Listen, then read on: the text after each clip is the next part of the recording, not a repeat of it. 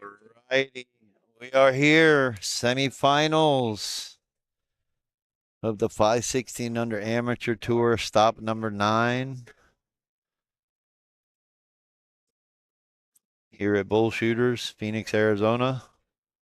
We have Cornell Benali, aka Papa Bull, playing Stephen Chai, aka White Rice.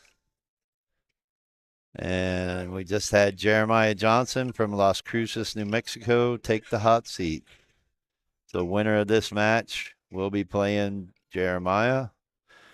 It is true double elimination format. This is a 6-4 race because it is one game spot every 40 points, men race to 3. This match is for $250 difference between second and third place. Third place is going to get $550, and the winner of this will be guaranteed $800. And that big check over there in the background that they're all playing for is worth $1,950. All right, I'm ready. All right, Justin's just joining us. Yes, sir. All right. All righty, we're ready, huh? Got a good one Got for the you. big check ready.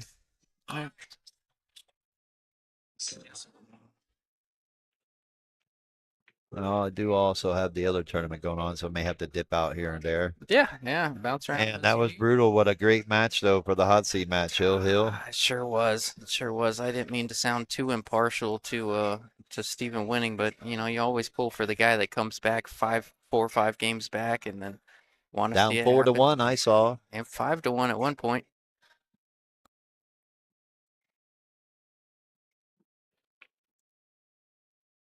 Yeah, you got to have it handed to him. I mean, of course, like you said earlier, Jeremiah was helping him a little bit Yeah. get there, but nonetheless, Jeremiah prevailed, and now winner of this match is going to have to double dip Jeremiah. Yeah, he showed a lot of heart out there, capitalizing on those mistakes. Yes, Jeremiah let him back in, but you can't discount the idea that he played good enough to win. Very much so. And now you got the two hometown favorites. Yep. East versus West, kind of. Cornell from the east side, Stephen from the west side. Forgive me if I'm a West Side guy. I like to call it good guys versus bad guys. Oh, here we go. Oh, I forgot you're an East Sider. I'm impartial. I spend a lot more time on the west side than the east side. Yeah. I just happen to live on the east side. Yeah.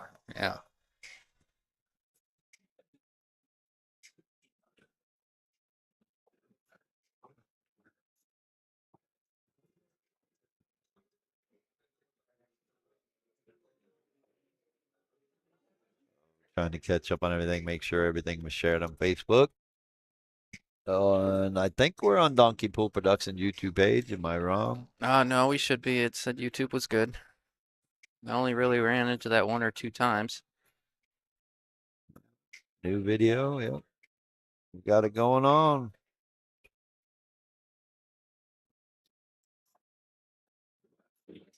Hope everybody's having a great Sunday afternoon.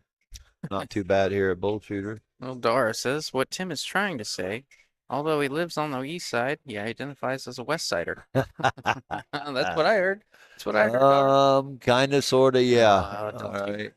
The east side don't want me, so I will say this: the west side welcomes me more. When we had the East versus West, you were on the mic last year. You were on the mic dog in the West side. So I don't know, man. I don't know that I believe you're impartial. I have dual citizenship, I've been told. Oh, is that what you call it? That's why I can talk that smack during those events. Of course, that's what those events are all about. I just call it being a. Never mind. Just kidding. I'll take it. I will take it. Sure did. Waves his hand. When am I gonna run a 580 and under? I'm not sure.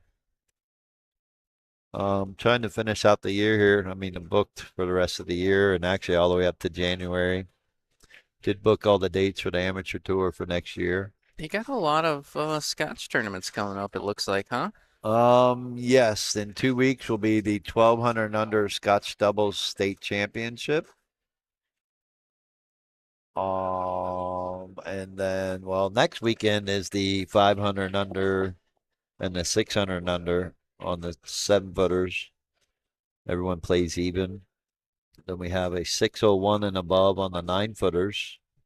For those of you that want to play that are 600 and above, want something to play in that next weekend, we have something for you. Is it too early to talk about the nut? I mean, you haven't announced anything, and I'm not trying to stir the pot or anything. Is it too early to talk about the next amateur tour?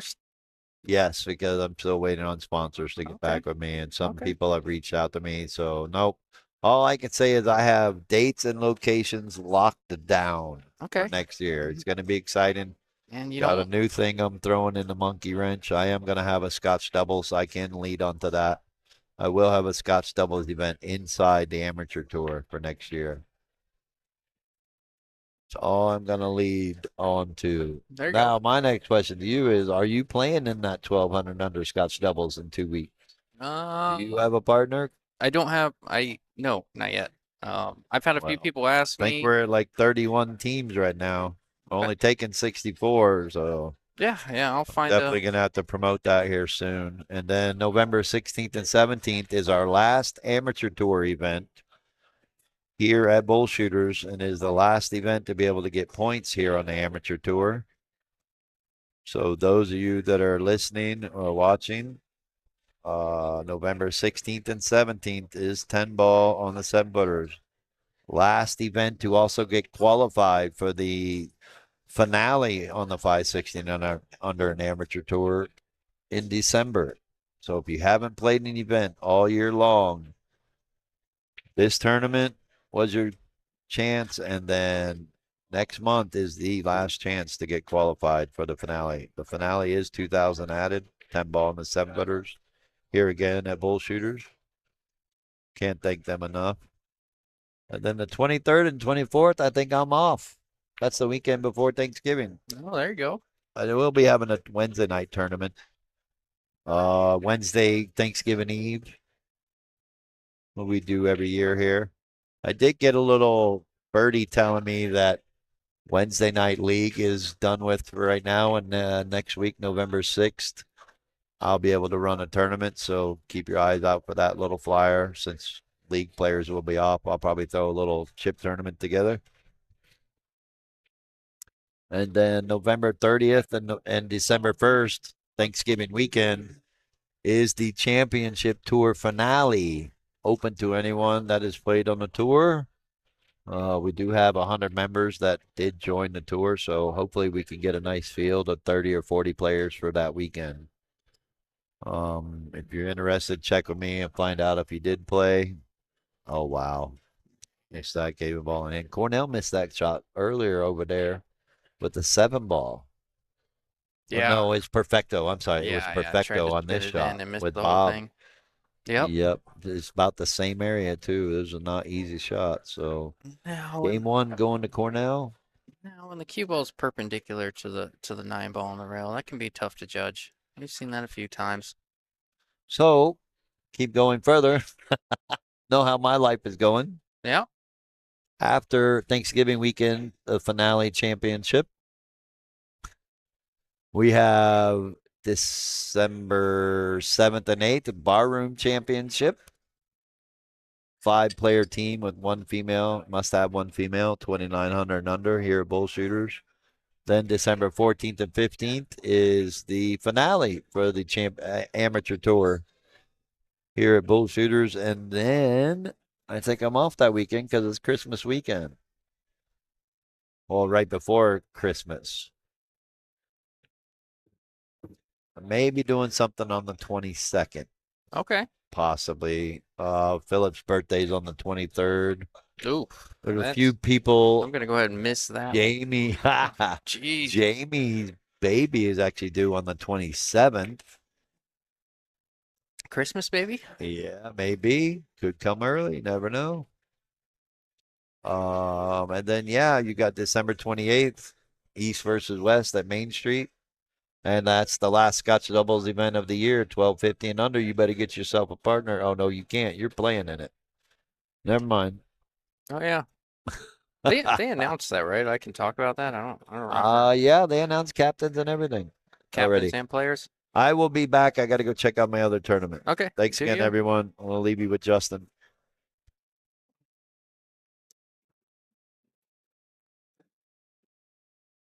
I I don't know what to do. He left.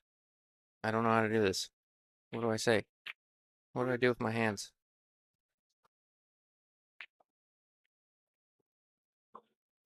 Oh, is he gonna get a roll? I think he did. Oh man, that is nasty. I think he can see at least an edge of it, but well, maybe not. I don't know. Definitely got a roll there. Dar says they released the whole East versus West last week. I missed it too. Yeah, no, I haven't been as in tune as I should be with events going on lately. I have a very stupid excuse for that.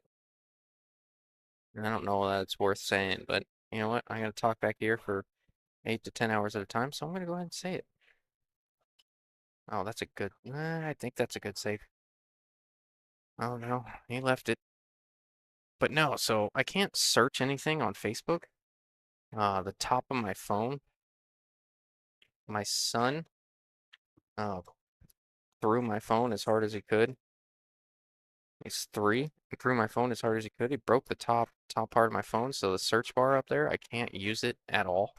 And so I can't look up Donkey Pool. I can't look up AZ Pool 15. I can't look up any of that. So I've been slacking a little bit. Usually I'm on top of all that, and I'm always watching, but till I get a new phone, I'm kind of behind the 8 ball. Pool lingo. I don't know if you guys know anything about that. Oh, how about that for a draw stroke from Cornell? Unbelievable. Really dug into that one. It's got that carbon fiber shaft that helps out a little bit, but that really came from a stroke there. So, oh, same shooter. Comes with the tough ones, hangs up the easy ones. We've all been there.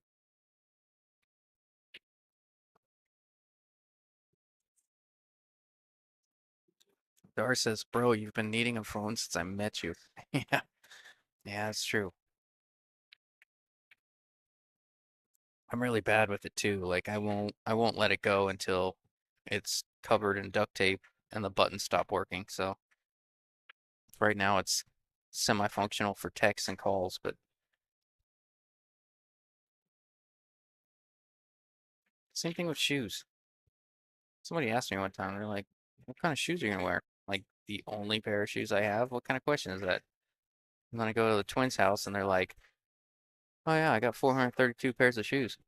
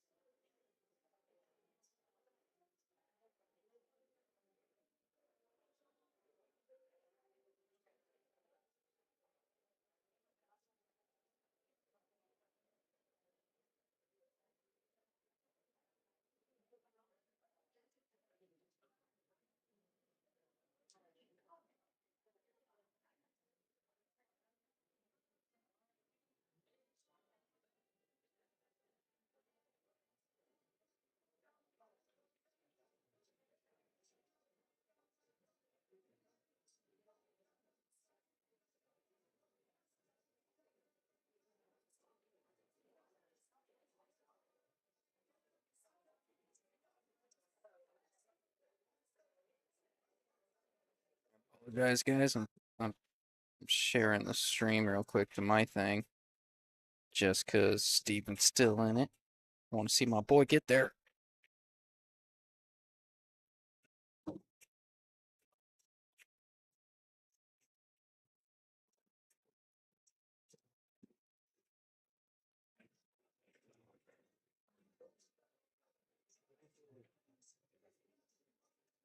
There we go. All right, we're back. Oh, Steven's racking. Steven won. How about that, huh? Tim Benali says, let's go, Dad. Oh. I wonder who he's pulling for.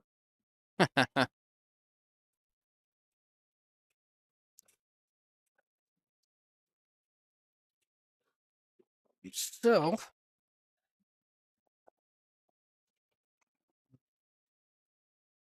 I am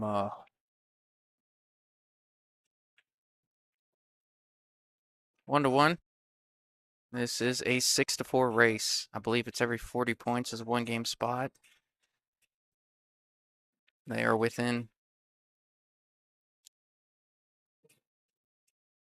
Hold on.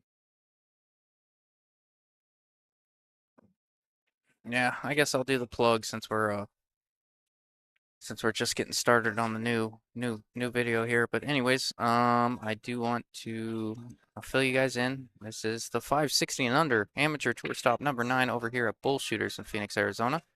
We're down to the final 3. You got Cornell and Steven playing each other. Winner of this match goes on to play Jeremiah Johnson for the hot seat. They do have to double dip him. The winner making the big check. I believe everybody's in all the sides, so the winner making the big check of $1,950.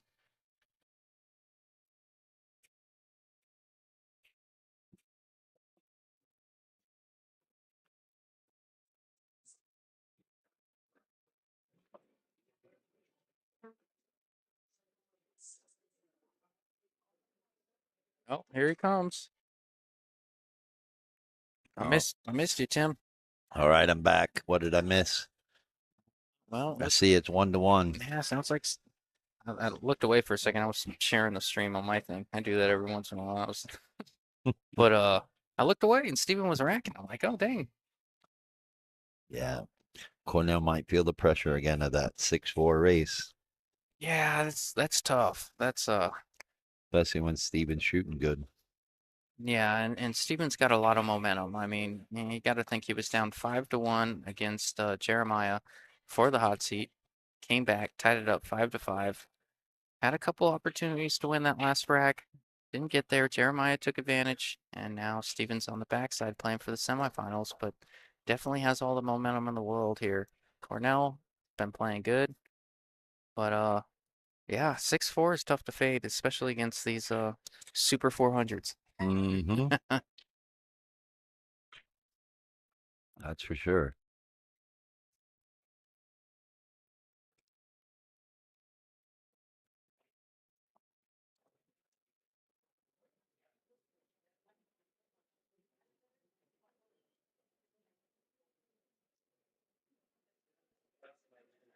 Sorry, I'm over here counting money a little bit. No, you're all right. Trying to get this all separated for these 3 players. Now, again, winner does have to double dip. Jeremiah.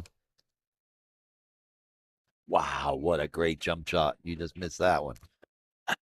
Killer jump shot. And he got shape. Not the best, but he's got a shot because the 6 ball makes his pocket a lot bigger.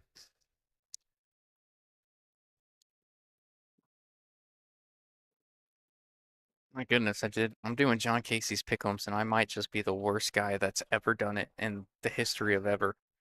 I know a little bit about baseball. I'm not good at football, and I am close to last for 4 of the last 5 weeks. You just let me know.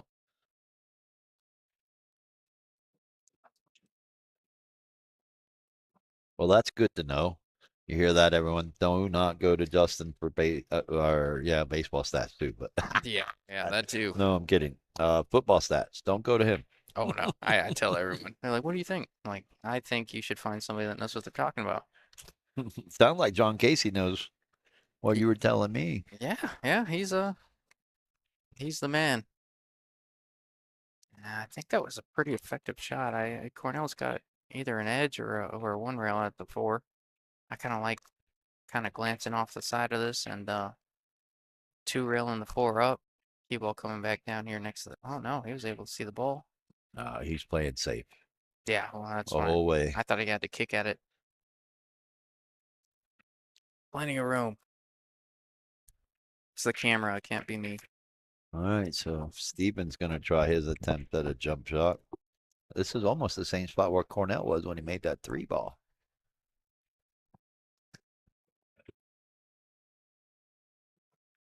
Oh, that's brutal. Good hit. Getting up over that 6 relatively quickly and just unrewarded.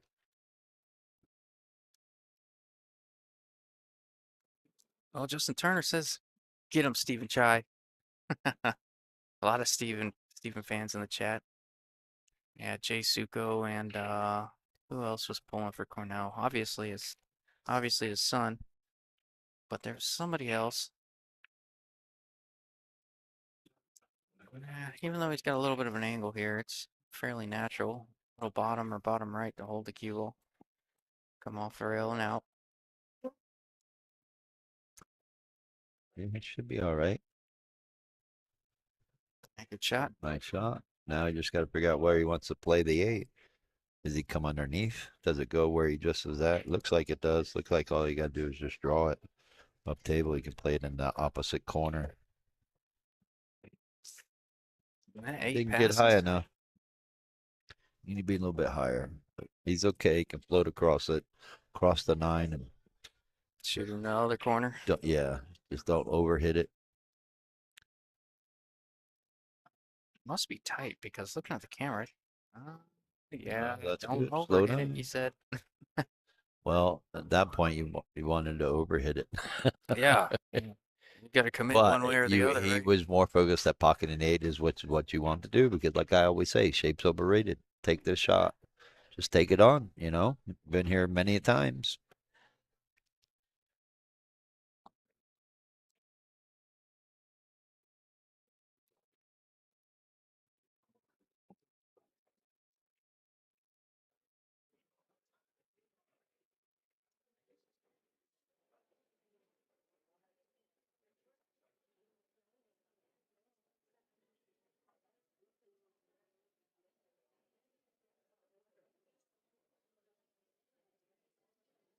What are you doing over there, Moneybags? Counting their money for him. Get it ready. Oh wow! Careful. Oh, that's not gonna get it done. Not gonna get it done. Yeah, definitely hurts there. Just specifically because if Stephen only going to 4, he's halfway there. Yeah, he's cut it in half. Even if you miss those 9 balls, you know, that's a big 9-footer. Sometimes you get another look at the table, but the only way you don't is by scratching there. Right. Yeah, he just hit that. Hit it really fat. Caused him to go 2 rails. Gosh, could we potentially be seeing 2 sub 500s in the finals? We just had a hot seat match like it.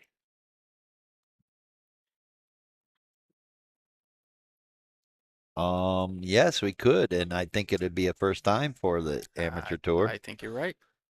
Because I want to say when Shane won in Slate Street, Darren Hutcherson was a 500 speed player. So that would be another awesome thing to happen. And we have not yet had a repeat champion on the tour last year or this year. We did have Chris Baginski win an event last year and this year, but no one has won 2 events in the same season. Cornell mishit that ball. Yeah, by a pretty significant margin there. He caught that 5 kind of fat. I was trying to miss that ball altogether. I think it swerved on him pretty quick. I'm starting to see more and more balls jar up a little bit, Tim. I think the cloth is finally starting to wear in a touch. Not saying that was that shot, but well, he's definitely given Steven the confidence to stay in it. Watch out, side pocket. Watch out, side pocket. Watch outside bucket. Yeah, I'm not sure about that one. He just tried a straight draw when he could have given himself an angle to naturally float up for the 2 and maybe even take out that side. Yeah, he could have elected to go to the top rail and come down, which probably been a little bit more effective than trying to just draw it straight. Yeah. And I think he did give himself an angle, just a small angle, and he ended up still drawing it right into the pocket, Yeah. like we all like to do. Yeah, right. I know all about it. I just think sometimes when you're forcing the ball into position versus kind of rolling it into position, it's a little bit tougher to judge, at least for myself. Well, for some are better at drawing the ball, some are better at rolling the ball. Mm-hmm. So it's just a matter of preference, really. Cornell's looking pretty good here again. Hitting the ball pretty solid. I mean, I know he did just miss that last 9 ball, but oh my goodness, sorry. I don't mean it. What are you doing out there, I dude? don't You're mean to ruining jinx it. careers. Oh my goodness. I'm rooting for them both, really. I want to see them both play good. Yeah, me I want too. to see a great match. You know what's cool about this is in the final 3, with just having 3 good guys and don't tell Steven I said that, but just having 3 good guys in the final 3. I mean, Oh yeah. No, it's great. You want to see all 3 of them win. Unfortunately, someone has to win and someone has to lose. where's the 9 ball? He's trying that Cornell shot. Yeah. Or no, Perfecto. Perfecto one to miss it 2 rails and go in a different Oh my pocket. gosh, he missed 2 balls in a row. He banked the ball, caught the point, went all the way up table and went in the corner. I know. I And then, messaged Peter. I was like, "Did you just see that?" oh gosh, he had to be sick. Oh boy, you're starting to see the pressure. Don't know. They I mean, both want to win this to get to the finals to try to claim that check over there. I think Steven's gonna be forced to go into the 6 ball here. I don't think you try to play any sort of English. I think you're forced to play a little bit of a high ball being on the rail and move the 6 somewhere to your favor. Is that what you're doing, Tim? I'm banking this down by the 7 Oh, ball. are you banking it? Yeah, I'm banking Okay. this down by the 7 ball and playing safe. No reward in making this 5 ball at all. Got away with it. You almost sold out. That's why you don't try to play that ball, because if you do hang it up, now you're just selling out. Mm-hmm. See, Cornell knew what he's supposed to do. I guess you could say that's the difference between a 500 and a 400 too. You know what I mean? The 400's going to go for it because they don't know anything else, and the 500 knows the value of safety. Yeah, the 6 to 7 was always gonna be tough from where the 6 landed after contact. It was gonna be tough. Well, no, you just got to keep his mind under control. Don't let it bother him. Say, okay, I'm still in it. Figure out where he needs to play safe. That's okay. Yeah, left Leave it it tough. long and weird. That is weird. Got a little bit of a play here. He can play the 5-7 carom.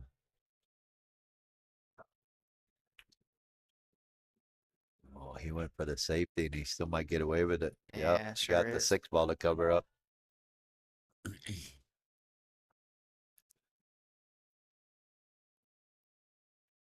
Gotta know when to hold them, when to fold them, right? Kinda. You gotta know when to go for it, when to lay down and play True. safe.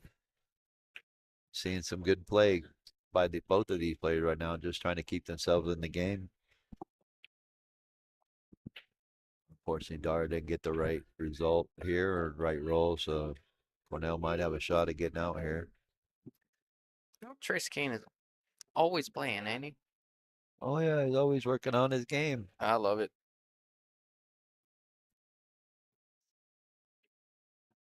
Trace Trace went to come here yesterday, and this place was a madhouse. They had wrestling matches next door at like 2 p.m. Hmm. They had about 40 ladies league dart players in here. APA had about 40 players. We had 41 players for the amateur tour. There was not a parking spot. They said people were parking across the street.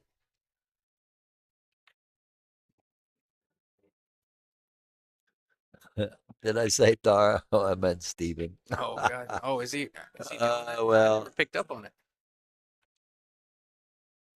you guys look alike, man. What can I say? Not my fault. And I'm not even trying to mess with him right now I either. know. That's all. I do that when I'm trying to mess with him. Called Dara Steven and Steven Dara. Getting old, buddy. Sorry. You've been warning me for some time.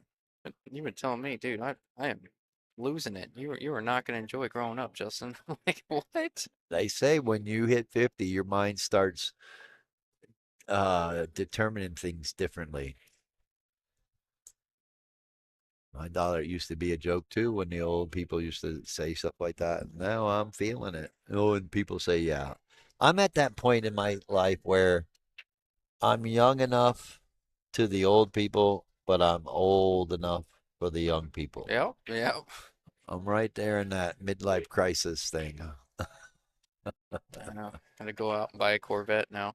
Oh, no, I don't want to be like Mike Gwynn. Oh, boy. Those are not easy shots, a shot he just tried to take on. No, it's And players got to learn to recognize that those shots you have to play to overcut them so that it banks back up table and to the center of the rail instead of missing it and coming back to the center table and giving your opponent a shot. yeah. You'd rather leave your opponent a bank shot than this shot here. I mean, this ain't no gimme either, but I'd rather have him banking than making this Yeah. and having an opportunity to get out. Get outside pocket. No, Oh, I thought he did it. think he's going to give him an opportunity. It ain't no gimme, that's for sure. He's got to focus on making this 8 ball on the side. How much angle does he have? Where's he going with this cue ball? John Markey talking like, oh, yeah, you're like 2 years older than me. So you're not that old either, sir. But I am starting to get forgetful. I'm starting to notice it more and more. Maybe I got to get that ginkgo biloba. What is that? Helps you remember. Oh gosh. Who knows? There's so much stuff out there nowadays. That was back in my day, ginkgo biloba. Oh gosh. I don't even know what you're. I'll just let you wear that one. Yeah, Yep. you're not even 30 yet. Mm-mm. Man, talk about young. November 22nd. Oh, snap. You mean your birthday's coming up? Yeah, something like that. So I got to do a tournament for you too?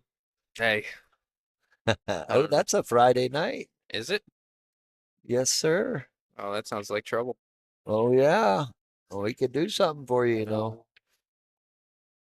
You're going to be the big 3-0, huh? Yeah, I'm not gonna be able to walk out of here. Good shot by Cornell.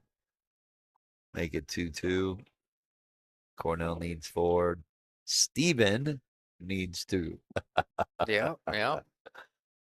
Steven that looks like Dara. How about that? There you go.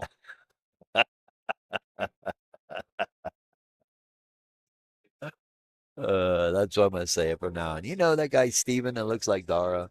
Or Dara that looks like Steven? Oh man. I really enjoy the Twins. Everyone thinks that we hate each other with all the posts on Facebook. Oh, and yeah. going No, back you and forth, guys but hate we- each other no. when it comes to Oh, sports talk. Yeah, no, it's not. It's You not guys will pretty. bust on each other Oh, hard. oh, man. But it's awesome. That's how you know who your true friends are. If you can't talk smack to your friends, I will tell they're you that not true friends. when Steven posted that picture of me with a with 3 different teams on my hat, I I laughed for 2 days. Yeah, they are great guys. Super competitive. Happy to see Steven here. Ooh, Ooh, boy. where's the 9 ball? Just kidding. See, that's the biggest reason why I don't like carbon fiber. He was trying to kill that cue ball. Mm-hmm. Put a little bit of bottom left. And that's why the cue ball went off that way. It squirts too much, too easily.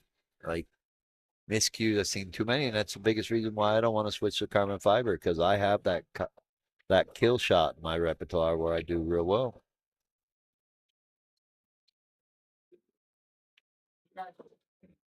I guess that combo, that 3-8 must be wired It because he didn't must even be. try to get on the other side of Right. that 3. He felt comfortable gonna shoot at it. Yeah. Little draw, get the cue ball away from. Oh no, he's got an Go angle. roll forward. Oh, does he have an angle on this one? Roll forward like that. That was perfectly executed right there. Nah, that was a good shot. I thought Now he you was can dead just make straight. this 3, float the cue ball to the rail. Hopefully he gets off the rail a little bit. Doesn't get too straight in on the 6. Can you see angles from where you're at? Yep.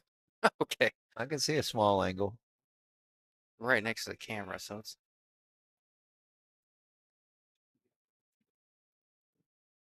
Picked the wrong seat. Ooh. Oh, see he had it perfect, but he really wouldn't have liked that angle on the 6 there. Candy Miller says, "Hi guys." Well, hello, Candy. How are you?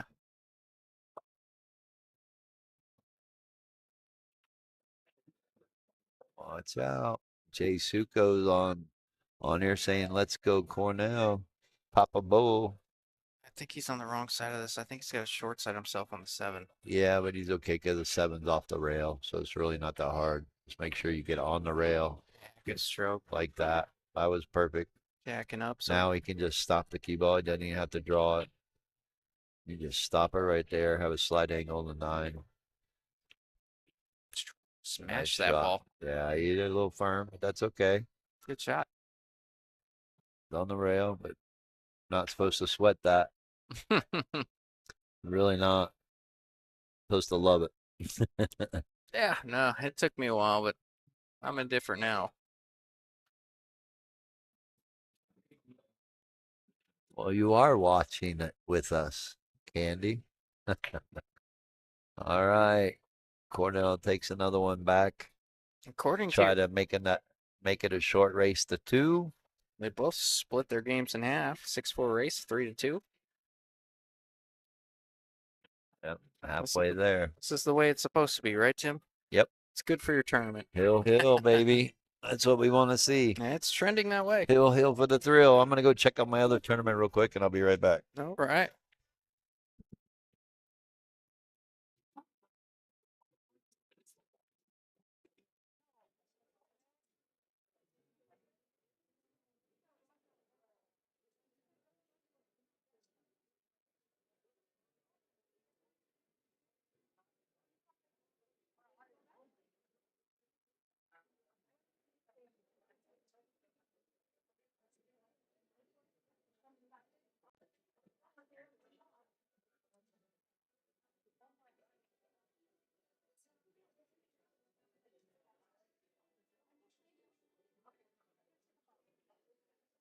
Oh my gosh. Just read right now that Shohei Ohtani has been cleared to play game 3 for the Dodgers. Drives me nuts. All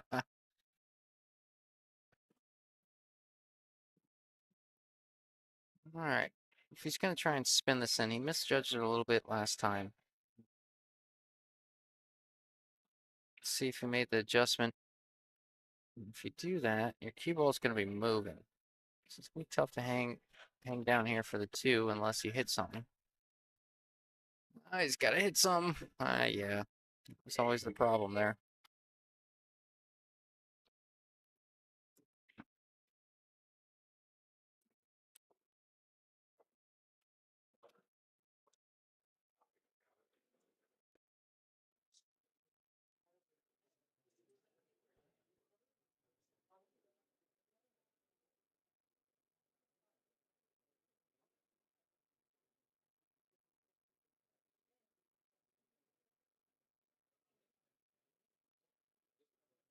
Let's see how aggressive Cornell is planning on being here. There's a safe opportunity, but if he's feeling aggressive, he can absolutely go for the spank, swing his cue ball around. Oh, he was trying to run into the 5 there. Really dug into that cue ball. Got to roll out of it.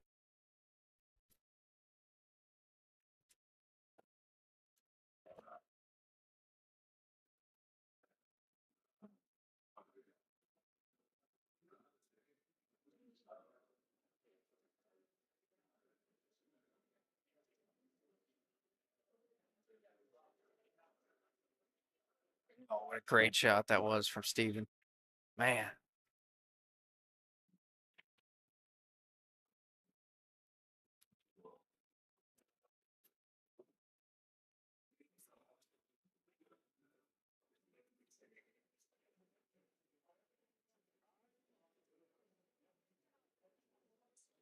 I wonder what he was trying to do there. It kind of looked like.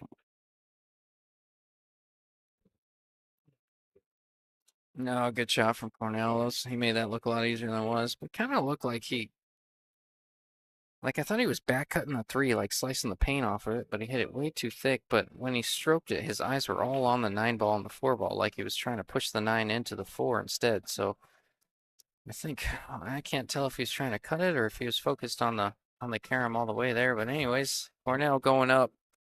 Yeah, looks like it's a race to 2 for $250 difference between second and third. Yeah, race to 2. Loser's gonna get 550. Winner be guaranteed 800. Playing for that big check over there. Heck yeah. Difference between first and second is $1,150.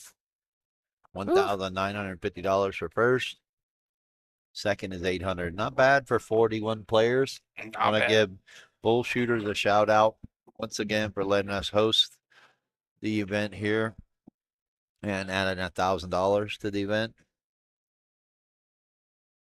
They really do go out of their way to help support the Arizona pool community.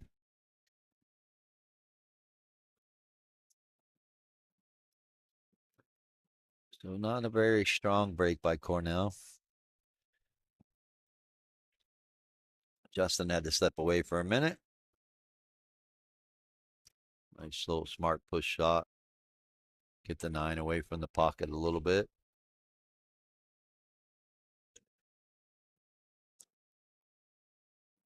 Steven says, no, thank you. You can kick at this.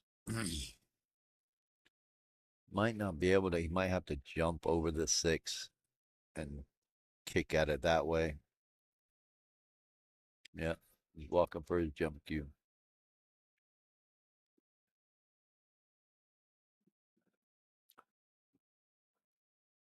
The best way to do this is jump over and try to kick at it 2 rails, come underneath the 1.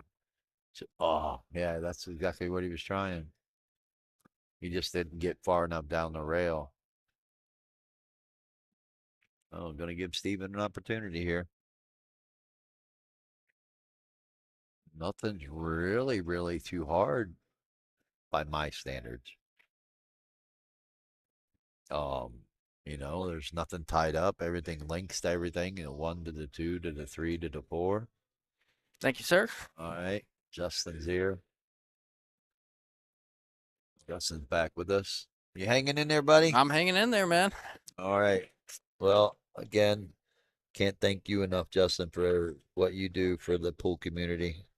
Hey, Without you, we couldn't make it possible. So thank you so much for doing what you do. thank you, man. It's been a lot of fun. All right. Steven's trying to win this game and get on the hill. Basically, whoever wins this game can be on the hill. So this is a super big game here. He's still not in any trouble. He should be able to make this 3. Get the cue ball, come in between the 6 and 9. Mr. Kurt Siebels is in the building. Oh, Kurt, what's going on, my man? How are you? All right. Well, he didn't get past the 6, but he did bump it up table enough to be able to make the 4 ball. Now, if he can just hold this cue ball from going up table with a little bit of draw English, draw it to the side rail without drawing it into the side pocket, it'd be okay to get shape on the 5. Kind of a big shot right now. He might be going forward. Got to be careful of that corner pocket up there.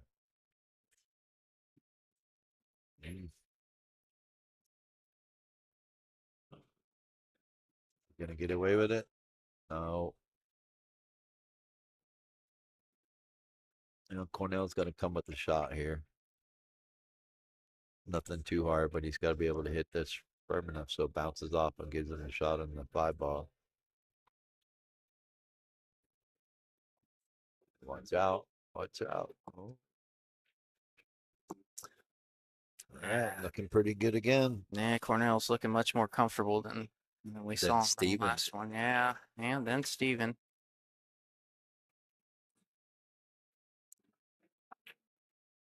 Yeah, that's a good stroke there. Watch out, cue ball.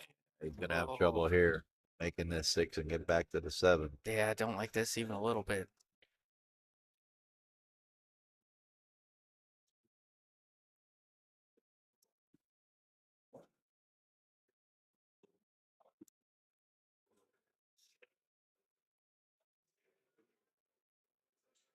Yeah. Oh, I think he made it.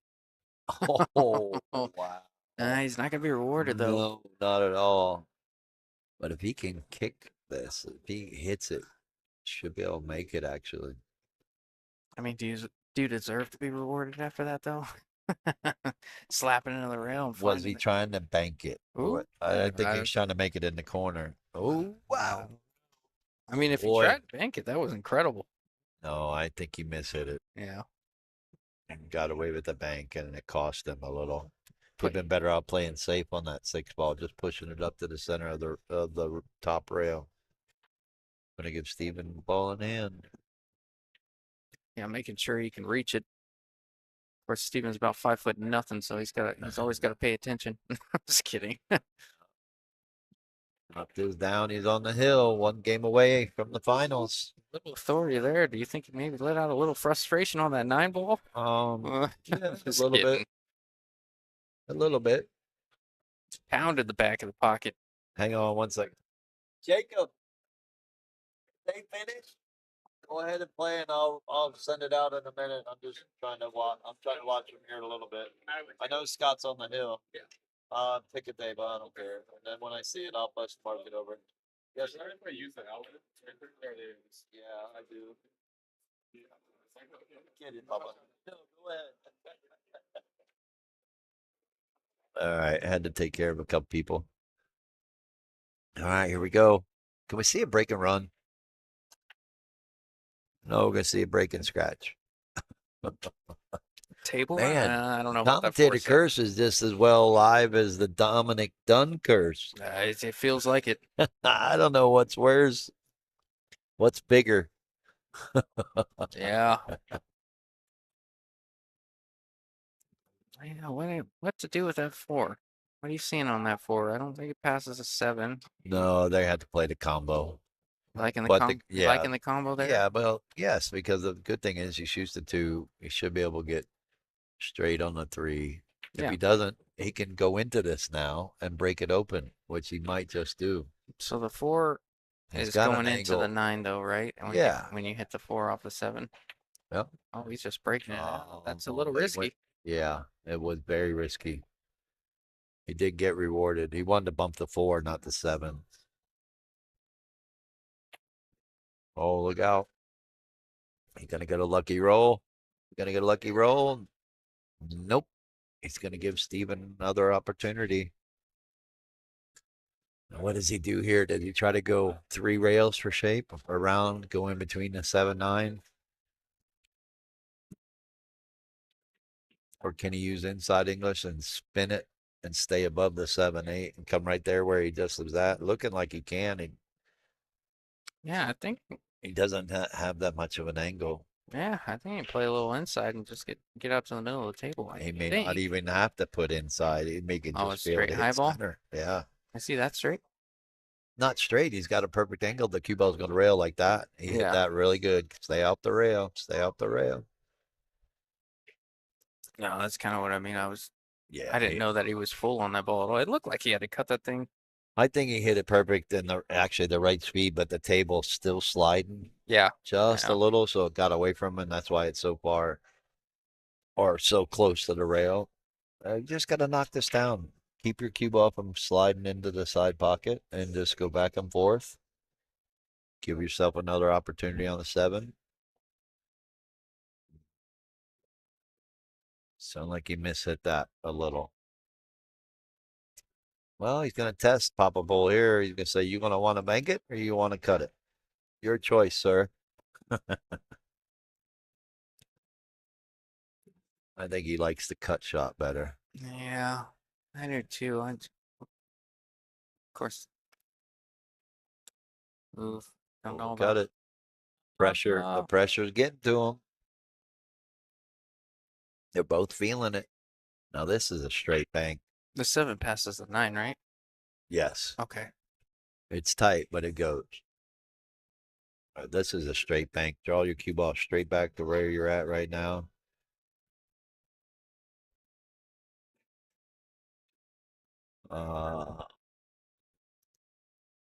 I think I got to go take care of my other tournament, and I'll be right back. No, Steven.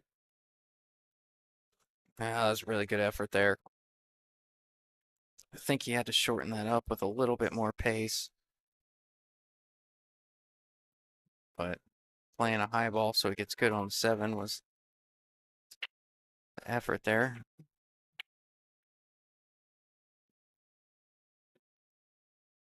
No, I'm looking over at Steven right now, and he was. All right, we should have cameras on the players at all times, so that way I can switch to their faces when the other person gets a roll from time to time. Because he was like,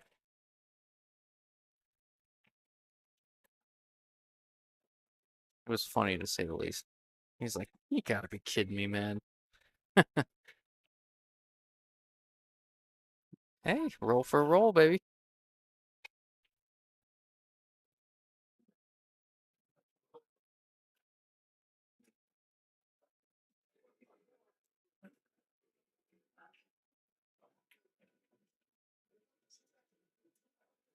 I thought that 7 was going for a second.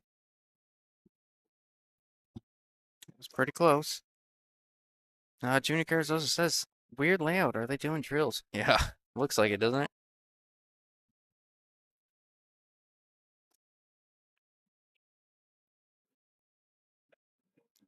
Oh, really good speed control. Obviously, you'd want to be married on that 9, but speed definitely tough to judge from there. Executed it really well.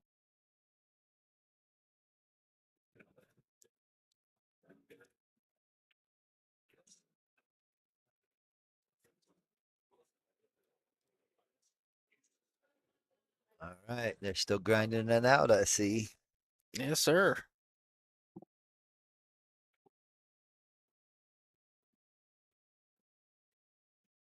A weird layout. Why are they doing drills? Oh, we didn't want that to happen. Now, I think Cornell is one shot away from making this hill here. I think this is the shot.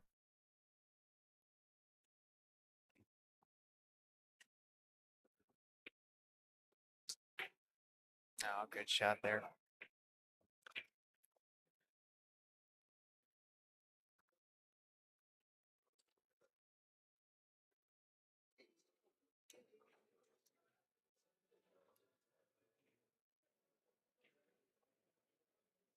That's gonna hurt.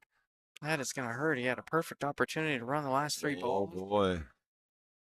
And now Steven is kind of duck goose for a 3-ball out to head back to the finals to meet his nemesis, Jeremiah. Knocked him to the loser side from the hot seat match.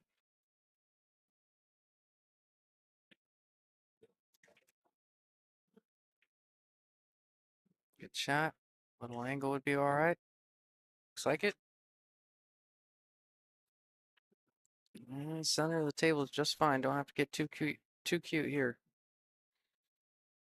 No, got a nice little angle. Make sure you come across the table. Really, you want to hit this.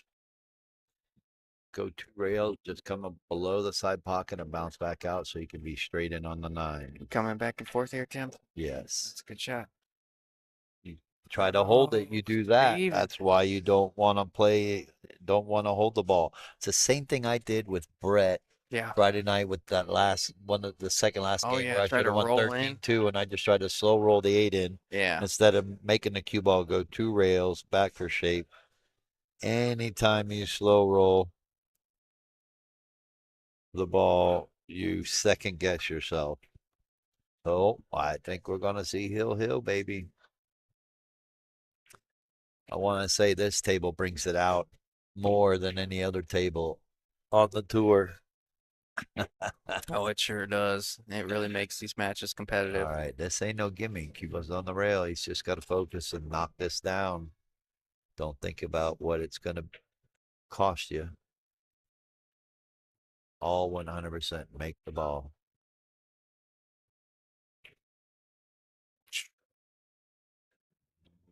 Not gonna like that. It's not going to be good for Cornell, and that No. could be a $250 plus miss for him there. Yeah, it's a big shot for Steven, not Dara. Not Dara. I would call him not Dara. Well, there we go. We've got Steven. We got a remake of the hot seat. All right, let's do it. So we're gonna give them a few minutes. I'm gonna take a picture with Cornell. And we'll get the finals going here shortly in just a few minutes. Look at this. We got our answer. I said, which is worse, Dominic Dunkers or commentator's curse? I give the commentator the 7. I fucking promise you that. That's hilarious. All right. Let me get.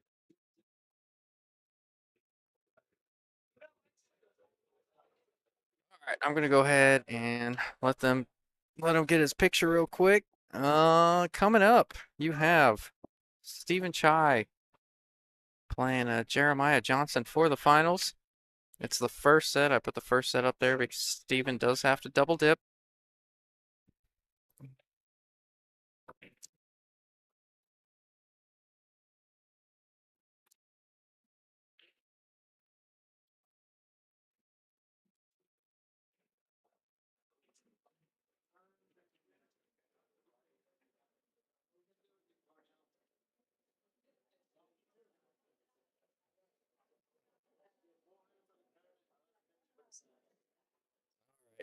I'll let him do that real quick while I stretch my legs. Thank you all for tuning in. I got a good match coming soon. 2 sub 500s. I want you guys to take note of that. This is a handicap tournament. Every 40 points yields a 1-game spot and races to 6 with a min max race of 3 to 6. And you have I think a 477 playing a 461 for the finals. So it's anybody's game, and anybody who's been discouraged to play in one of these events, this tells you if you put in the time, you put in the work, it's definitely possible. So good luck, Stephen. Good luck, Jeremiah. And we will see you shortly.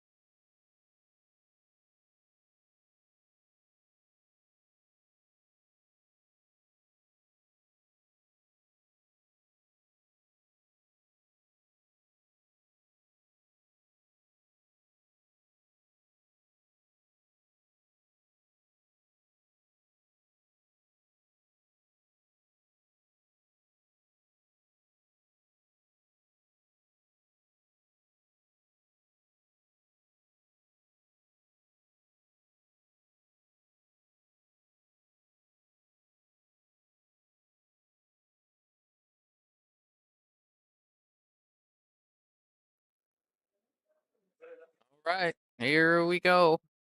This is the finals. 560 under amateur tour stop number 9. We're here at Bull Shooters in Phoenix, Arizona. Once again, thanks to them. Thanks to all our sponsors. I'm sure we'll shout them out again. You can see the big check in the background. Everybody is in everything, which means all the side pots. And that being said,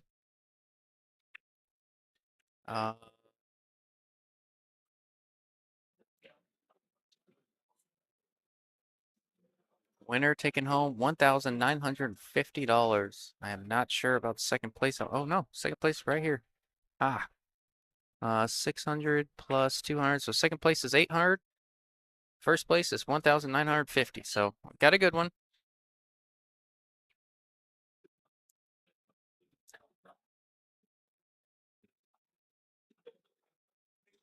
Yeah, I like what Steven's doing. He's just you got the first rack of the finals. The nerves are there. He just got through playing, so he should be pretty acclimated to the situation and the table conditions, but he wanted to double check the angle, make sure he had the right angle before he addressed the shot. Just barely missed it, but there to calm the nerves.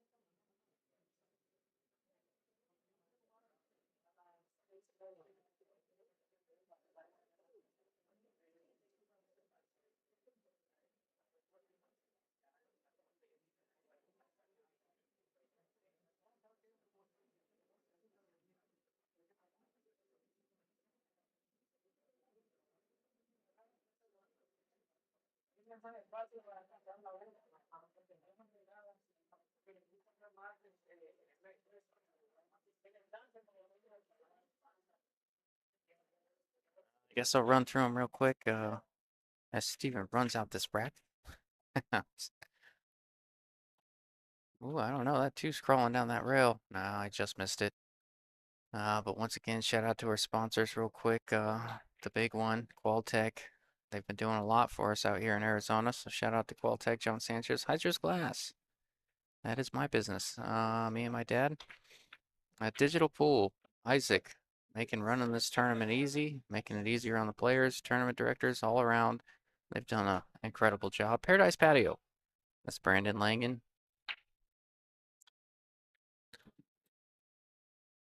Mike Lynn, Realty One. Avalon, Home Performance, Gil Franco. And last but not least, Southwest Billiards. That's Justin Turner. I work with him closely. He's one of my favorite people on the planet.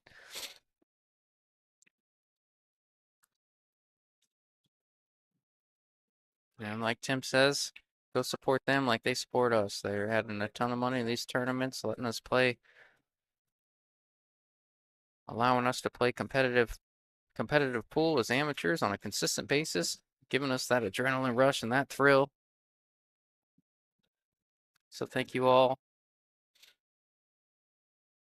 I like what he did with the check. I don't know. I know it's a little blurry because of focus issues on the camera, and it wants to focus on the table and not what's behind the table. But I know it's a little blurry, but the check looks like he's got the check outline looking like a pool table.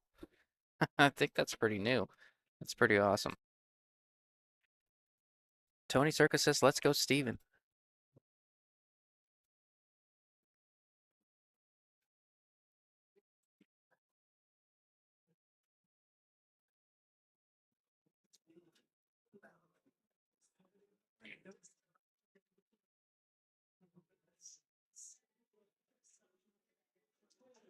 Tell you what, Jeremiah returning to full form, even though he's had a little bit of a break and he watched Steven play. He's reverting back to full form.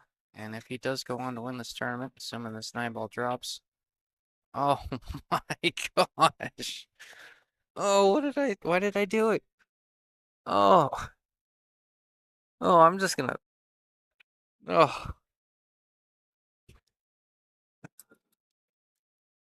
you don't want to know, Tim. I just told them before Oh. they started, look, guys, you can miss any ball on the table but the 9-ball. Oh, that was brutal. Oh, he was down on the 9. I said he's playing incredible right now. I think once he polishes up these last 2 balls, he's down on the 9. Assuming he makes the 9, he deserves to win this tournament if he goes on to do it. And then, of course, he dogs You it. I'm like, you commentators. got to be kidding Oh me. no, Steven hit this. The wrong speed for him, the right speed for Jeremiah. Yep. Well, I think we're gonna have another barn burner between these two. Can you explain that to me? What in the world is a barn burner, Tim? Gonna burn the barn down because it's so hot. The match is so good. Never heard that. Accelerate Tournament says, think you just answered Tim's question earlier. Yeah, no, that one was a bad one. The worst one I ever had was Eric Kairos playing I mean you couldn't hit the 9-ball and not make it. And I said this is a 99.9%er for him. He's not drawing, he's not doing anything weird. All he's got to do is roll this 9-ball in and I for the life of me, I don't know how he overcut it. He overcut it in the jaws of the pocket.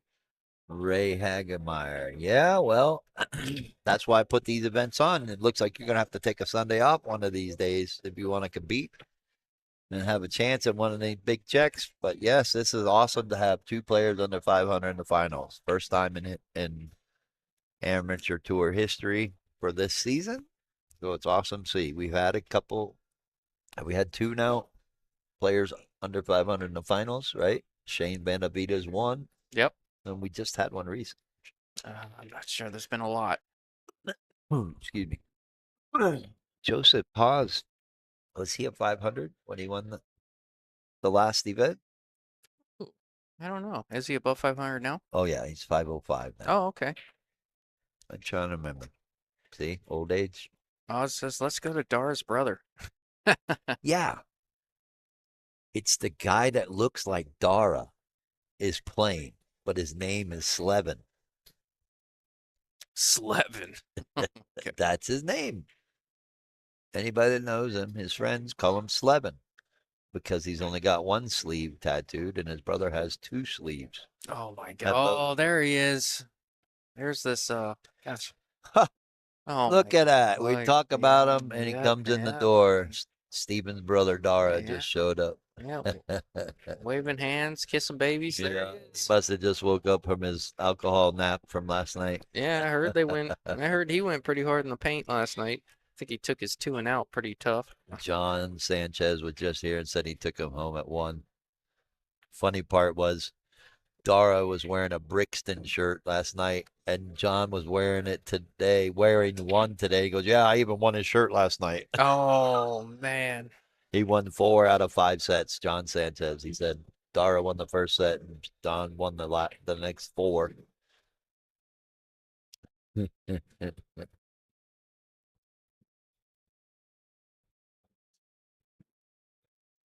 I love that he came out to support his brother. That's Yeah. really cool. Wow, great shot by Jeremiah there. Dub arm Dara.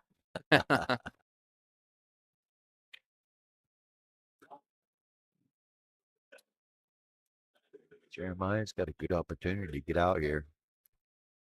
Sure does. And I'm not trying to jinx him by any means. I mean, I'm done saying anything. they're playing really well. That's why they're here in the finals. That's why they have made it through the other 39 players to get here. This set has the potential of being for $1,150 because watch out, Cubo. Loser of this set is going to get 800. Winner's going to get 1950 plus the bragging rights. and taking that big old check over there, taking him home with them. Is it going to stay here in Arizona or is it going to go to New Mexico? I know there's a few people out there that wanted to go to New Mexico. Steven is the hometown hero right now.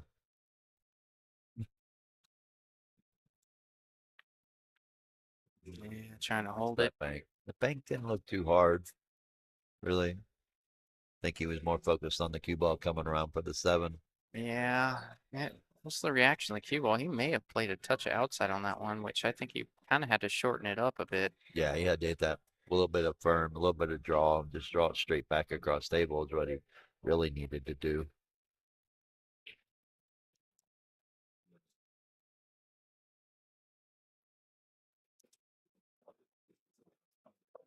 And I tell you, I said it on the first stream earlier today. Really impressed with Jeremiah's progress over the last year and a half, 2 years that I've known him, that he's come out to the Donkey Pool Production tournaments. I had a stat earlier. He July 15th of 2023 at Slate Street Billiards. He played in a tournament. He was a 418. And now he's a 477. So that's tremendous leaps and bounds, I would say. I know for a fact, I just can't find it. His very first tournament I met him at, or that he came and played at, he was a 363. So that's kind of why I'm actually really, really impressed, because he jumped up over 100 points in about 2 years. And that's pretty awesome. Aaron Horvath was telling me that he put a lot of time and effort and practice at Jerry O's, I think, and some other place. And that's partly why you see him here in the finals. And of course, we all know Steven and Dara have a 9-foot table at their house. And they're super competitive, play league. You know, their sister that they call their sister, Dory DeLeon, you know, is a super supporter and cheerleader of them as well. And they just love competition. So love to see that Steven's in the finals here too. Oh, what a good shot that was. Didn't know he had it full enough to hold the cue ball on that side. Plenty full. It's rolling into position. And let's see if they can get over the 9-ball yips here, Tim. There you go. What? I Yeah, wasn't yeah, saying. yeah, I wasn't talking. I didn't hear nothing. You hear something? Jeremiah won the hot seat. So he has to be double dipped. Yeah, he missed it. Those of you that are just tuning in, this is the finals, the first set. It is an even race to 6. And it is history being made for the amateur tour once again. First time we've had 2 players under 500 in the finals playing for the big check. Yeah, you missed a good one, Duncan. Steven was playing a straight race to 6 against Jeremiah. He was down 1-5, came back all the way, tied it 5-5, and then had a chance to win. Missed a tough cut. Left it open for Jeremiah. Left a bank shot for Jeremiah, and Jeremiah took it down. What's up, baby? How you doing, brother? All right. That's kind of unusual. Steven's been breaking pretty good, and he didn't make a ball in the break that time.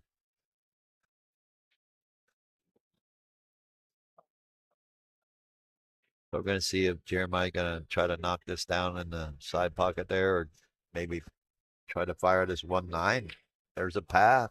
I think he's going for it. Yeah, there's something there if he wants It it. is wild 9-ball, so he doesn't have to call it.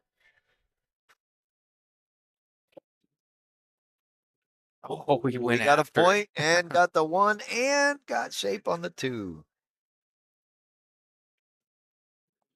Jeremiah is from Las Cruces, New Mexico. Really nice guy. Super competitive. Loves to come out and compete.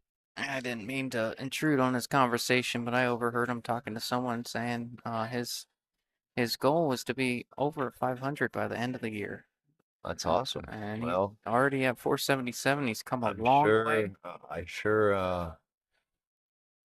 he's going to gain a couple points from this event. Oh, yeah. Oh boy, he didn't get away with that one. Cue ball hit the point and pushed him down below the 5 ball. Yeah, I'm curious to see what both of their speeds are. So I'm gonna actually go check on my other terminal quick, and I'm gonna check on that data and see what their speeds are before this final match. There you go.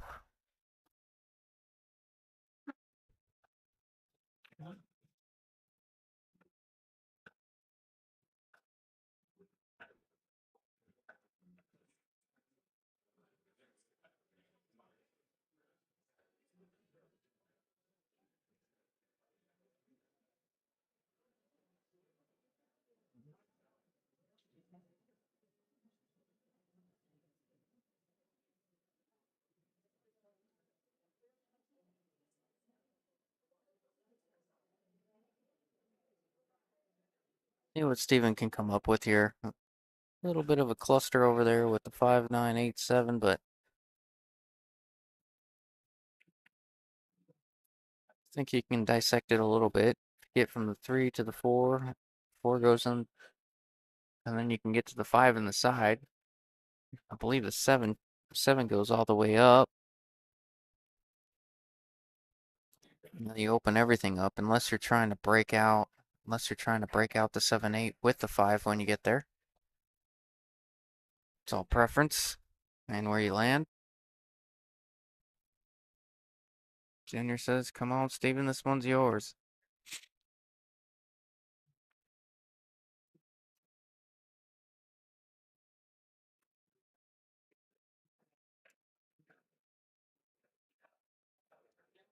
Pretty good effort there from Jeremiah. Like fundamental wise, when you're shooting a ball, you jacked up over a ball and shooting a ball across most of the length of the table. Fundamentally stayed down on that ball, stayed still, stayed very stoic over the ball. Oh, brutal. And now Jeremiah's going to be forced to shoot the 5 all the way up. So he's going to shoot the 4, 5 up, 6, 7 either in the side or all the way up. Not quite sure. I think Tim's coming back with the stats. And then it kind of opens up from there. So we'll see what kind of route Jeremiah plans on taking. But first 3 balls are pretty automatic. They only have one pocket that you can logically shoot at.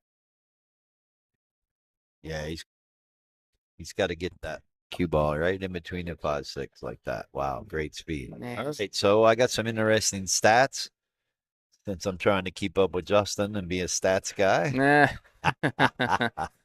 Just kidding. So, performance-wise, the best player in the tournament happened to be Cornell Benali. That just went out in 3rd place. He shot 617 speed. And then second is Tim Casey, who ended up getting 7th, 8th, shot 591 speed. Jeremiah is at a 538, and Slevin, aka Steven, is at a 529. So you would think that them being in the finals that their Fargo speed would be higher than everybody else in the tournament, right? Well, with the handicap, it kind of cuts Yes, it that's short. what Cornell just said. He goes, well, they're going to 4 against me. Well, Slevin was. But I can see it. Yeah, yeah. So that's kind of interesting to know and see as far as how they calculate that stuff. I would have thought that they've been shooting 550, 560 speed, to be quite honest. Yeah. That's where I thought their stats would be, being that they're in the finals. But I guess, 530, 540 speed isn't too far off. But nonetheless, it's great for these two to see them in the finals battling it out. 1-1. Strap in for a long haul. I think we're going to be here till 6.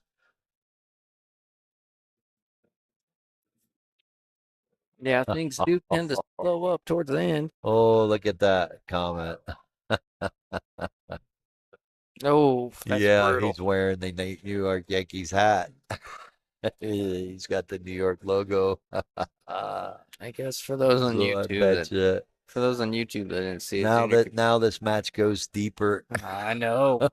because Steven's a Dodgers fan. Yeah. Oh, he got away with that one. He hit Got- that a little too hard. Yankees, Dodgers. He hit. See, that's the difference with those kind of shots right there. He hit the shot. He didn't stroke it. Yep. If Yep. you stroke those shots and it goes in. But when you hit it like that, you can get away with it sometime to get this lucky roll. Jeremiah's like, all right, no sweat. I'll figure this out. See it. Looking like going 3 rails. Slam into the 7 and bank it cross-side. Slide the cue ball down underneath the 8-9. Play the 8 in the side. Simple as that. There you go. Is that all it takes, Tim? That's all it takes if you hold your mouth right. Yep. It's 9-ball, baby. Fram away. No, he's in a tough situation. Yeah, part A is hitting the 7.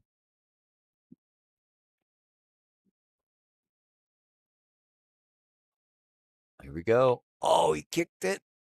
Is he gonna get away with it? That was No, it slipped out. that was way too Little good of too a kick much for that speed. result. A little too much speed on that. But still, great effort. Now, Steven may have a little trouble holding this cue ball. He's got to hit this with a little bit of inside English. So it checks up around the spot or comes all the way over here to the middle diamond. There you go. Right about there. That's okay. You can still pocket the 8 in the side.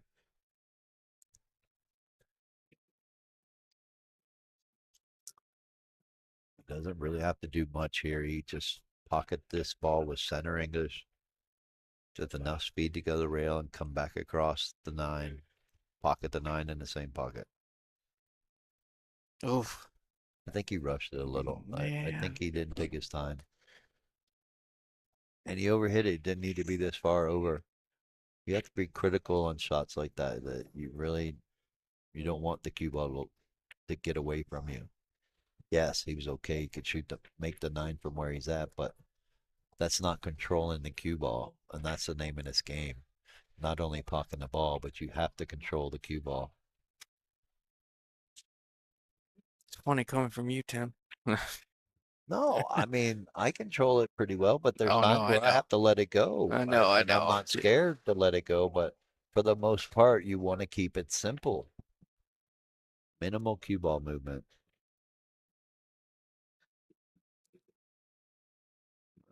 Yep, I thought exactly. That is the right shot.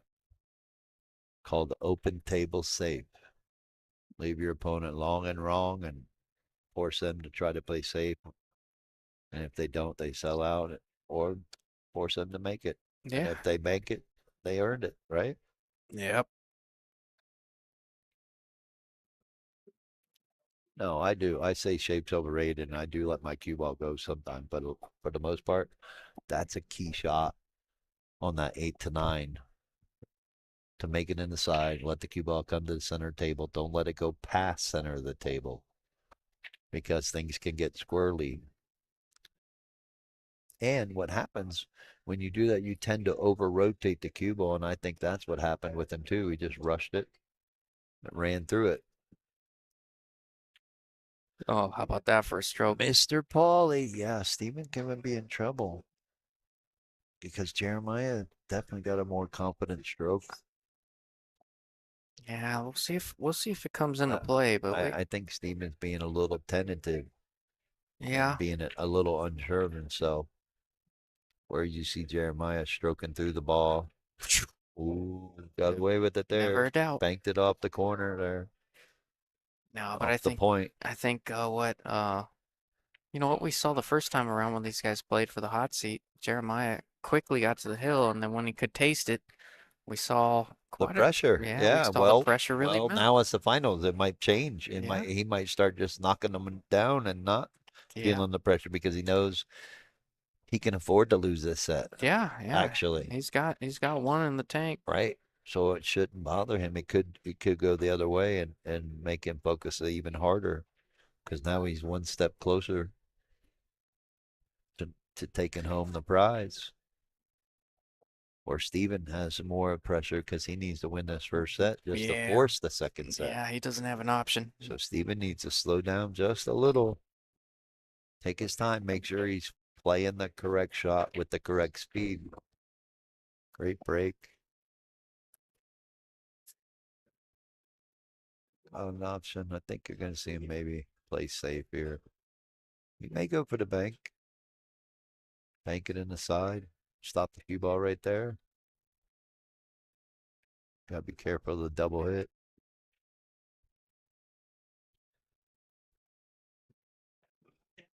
Good hit. Oof. He Pretty missed close it for a good. second, No, yeah. but he missed it good because he's not leaving Steven much of a rail to get to. If he can cut this ball down in the corner. He may just want to bank this down to the bottom rail, to the center of the bottom rail.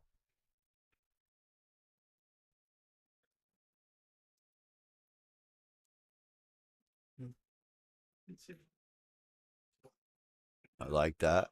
I like that a lot. Using the angles of the rail to bank the one all the Yep. way up. Good Didn't shot know there, if he Steven. could see that or not. That was great. Covered up the cue ball with the 9. Yeah. He did push the 1 in front of the pocket, so I'm sure we're gonna see him jump. Yeah. You need to take a walk? Mm-hmm. All right, well, Justin gonna check out for a minute. Once again, Daniel Polly, shout out. Thanks for tuning in. Glad everybody's tuning in on this Sunday afternoon. Looking like early night today. Early night tonight, I guess you should say. Should be done about 6 o'clock, maybe.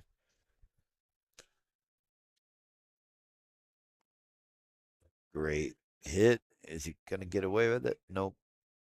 Going to leave it long. Now, this definitely is no gimme. Kind of straight in on this 4 1/8 inch pocket. I need to step away for just a minute. Be with you.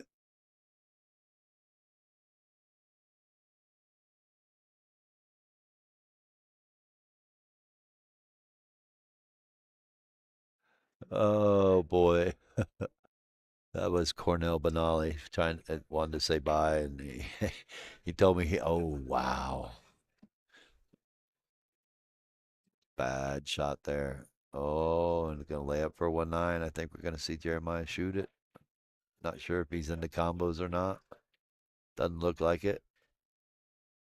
But what I was saying, Cornell Benali went to say bye, and earlier he was asking me what he could work on to help him, and I said, well, you missed the 9 ball there to make it hill. I said, your cue ball was on the rail, so I figured that would give you a little trouble. He goes, yeah, I hate rail shots. I said, well, then that's what you need to be shooting. I said, that's what you need to be practicing. So every time you step up to that shot now,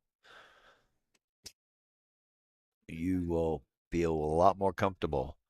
But when he went to say bye, he goes, I'm just going to go back to working on cue, so I'm done.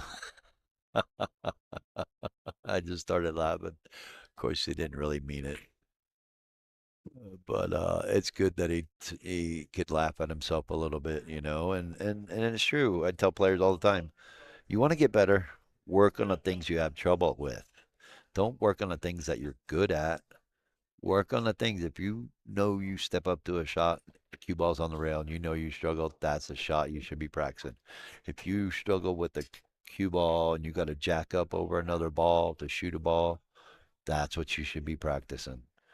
If you struggle with banks, if you struggle with safeties, that's what you should be practicing. Not playing other people and just banging the balls around and beating up the rails.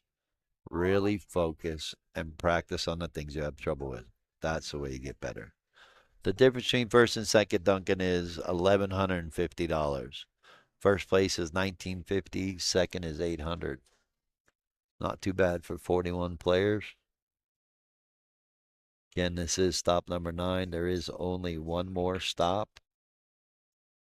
November 16th and 17th, we'll be here at Bull Shooters, 10 ball and the 7-footers.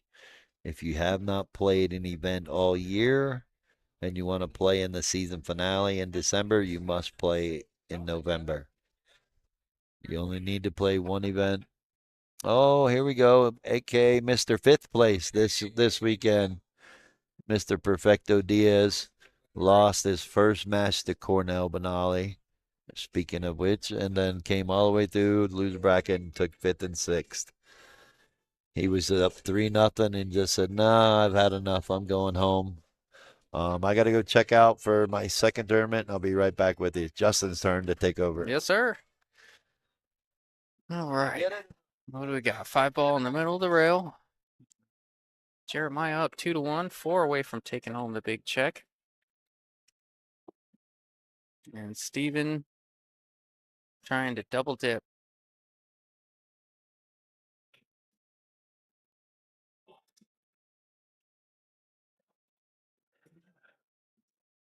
Yeah, it's gonna roll all right for him.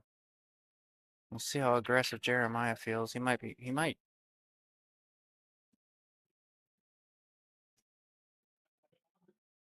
Sometimes when there's enough rail there between the pocket and the 5-ball, sometimes I like to go that way, but if there's not much there, a lot of times you catch that point and it messes up the whole operation.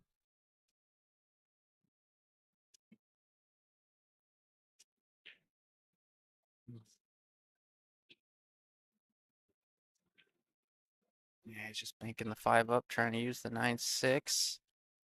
Didn't quite get there, but he left it tough. We've seen a much more defensive Steven than I'm used to seeing from him. Yes, he does play safe. So he's got a pretty well-rounded game. He breaks well, pockets balls well for his speed, plays safe when he's supposed to, but um, much more defensive Steven than I'm used to seeing from him. I don't know if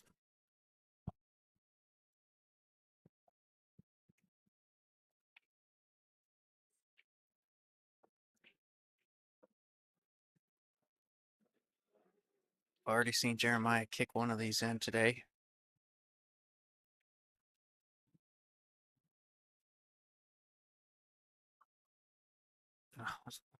Oh, and then there's a second really good kick shot there from Jeremiah. Obviously working on his kicks. Saw him kick 3 rails at a ball earlier, hit it full in the face. Saw him kick 1 rail in and saw him kick that one. I guess he glanced off that second rail on the way in, but kicked that ball in. Really good shot.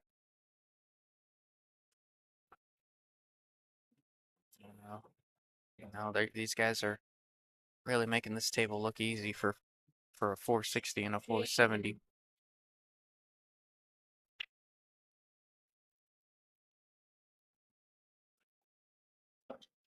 If you guys haven't played on it, I know most of you have. It is one of the more difficult tables in Arizona.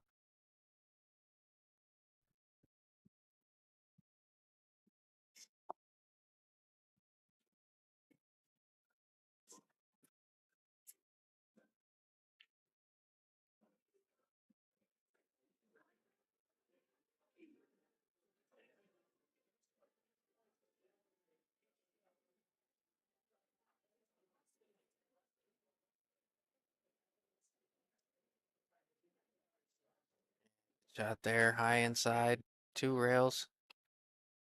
Good look on the 9. Now these are the testers. These are the ones that have kind of made the difference for Jeremiah a little bit. He's been able to run away from most matches he's played in, but these little testers here, and he's had a few hiccups. If there's anything in his game that we've seen, it's definitely these. Just like that, and just getting in his head a little bit. I think he's pretty focused on the results versus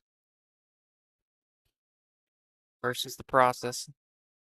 Danny Pauly, what was the buy-in? I think all in.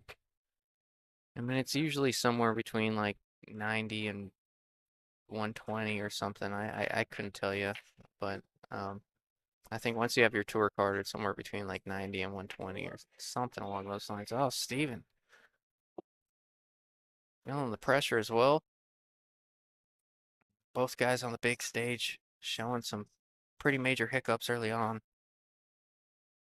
The second 9-ball is a heck of a lot easier than the first one. And once you get those nerves out of the first one, all your horse dreams came to light. So now the 9-ball, he's already felt that. So this 9-ball's gonna be a lot easier for him.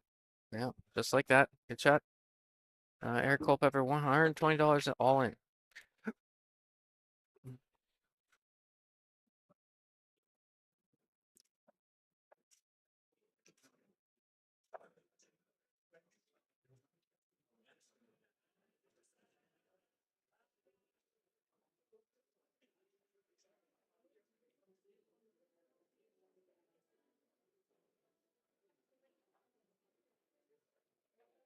That was a really big shot for him there. That was the difference between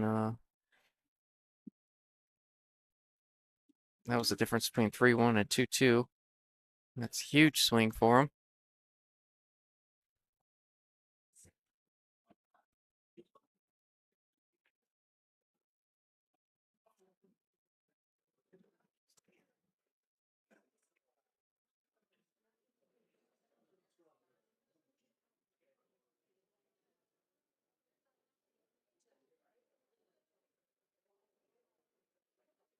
Pretty cool to see Dar come out, support his brother.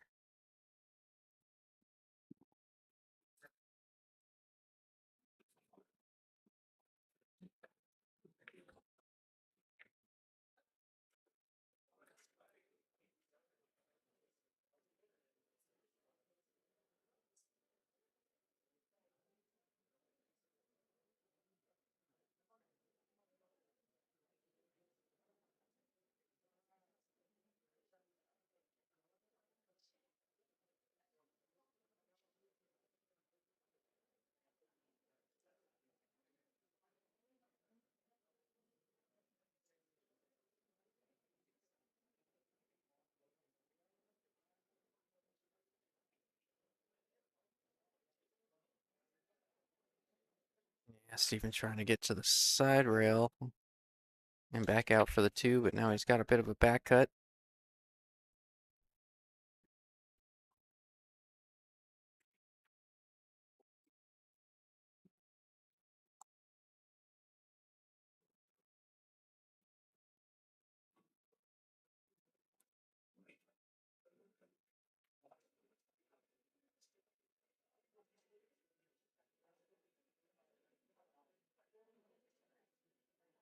So far, we've seen what we've seen from both of them. I think I give the slight edge to Jeremiah on ball pocketing, and I think that's specifically just because of comfortability. He looks pretty good out there. Outside of getting down to the 9-ball, he's pocketed balls extremely well.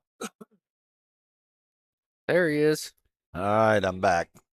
Interesting news. Okay. Found out why it was so packed yesterday. It wasn't because it was wrestling. It's because it was kickboxing. Oh, really? Bunch of kickboxing matches, yeah. And then right now they got Lucha Libre going on. Oh, that's hilarious. Yeah, they got some midget wrestling going on. I saw them. But you gotta love it. Gotta love bullshitters being able Yeah. to put on events like that next door. Yeah, We when got they like bought, 13,000 square feet over there. I know they do a lot of cornhole stuff over there, but I was curious what they were going to do with that area when they bought it out. Look, that event yesterday was put on by a totally different company. They came in, set up their ring, came in this morning, took it out. This new company or this other company for the wrestling came in, set up their ring. It's going on right now. So that's pretty cool. Maybe we can talk to them about before their matches, their event, that we could do some sumo wrestling matches or something between pool players. Man. Huh? That'd be great. Yeah. I might try to line something up. Yeah. Talk with AB Padilla There you about go. that. I know he's into that stuff. Oh, yeah. He's actually a referee. Is he really? Yeah. No kidding. He's a wrestling referee. Oh, Craig Pellerin. He's like, damn it, Tim. Why didn't you tell me about the midget wrestling? I could have taken it down. I think you still got time, Craig. You Yeah. can get signed up. Yeah. They're just starting. Like it's early. Come on down. Yeah. Sell me your money. I'll put you in right now. Matter of fact, get your brother come down and we'll get in a sumo suit. Ooh, bring the baby oil. No, no, no. You know, they're saying What's that? that wasn't baby oil. Oh, really? That was actually GHB I don't even want to know. that they would rub on the girls and get them all effed up. Oh gosh. I'm saying, why would you have 100 fucking bottles of baby oil? I mean, I've heard of freaks, but man. That's a lot. You would, Anyways, back to the pool world. no kidding. You would think Amazon would have raised a red flag. I'm like, we've sent 436 bottles of baby oil to this address. Maybe we should call someone. Pretty sure Steven's just gonna try to save. He may be able to make this, but I would just roll up on the 8-ball, right? Yeah, Push the floor to the. I don't think he's got it. He's The got to roll. pocket. He's got to roll this up. Oh, no, it didn't go. Oh, he tried to make it, and he's gonna get away with it anyways. I looked down the line of that. He That didn't did. go. He tried to make it, but that's okay. Got away with it. Mm-hmm. Keeping Jeremiah from getting closer to that six game. He only needs 3. Close it out. You like that, Craig? Glad everybody's tuning in. We're up to almost 60 viewers. And it's beautiful out here in Arizona. I do know we were international again with Peter Sullivan and Philip Watson from Greece. Wow. Yeah, it was back when Perfecto was playing, right? Yep. Yeah, I had I think they had a little skin in the game, is what I hear, huh? they did. They had Perfecto side pots, and they basically broke even because he won $50. And the side pot, $20 winner take all, $30 side pot. So Perfecto said, he goes, well, they're not in unless I win the tournament, right? Yeah. They don't get any side pots unless I win the tournament. Oh, there you go. That's a I selling said- point. Yeah, I said, that's a new one. Yeah, you have to run that by them. I said, hey, that's between you all. I gave him $250 and then Perfecto gave us $40. So Oh, cool. thank you to Perfecto for that.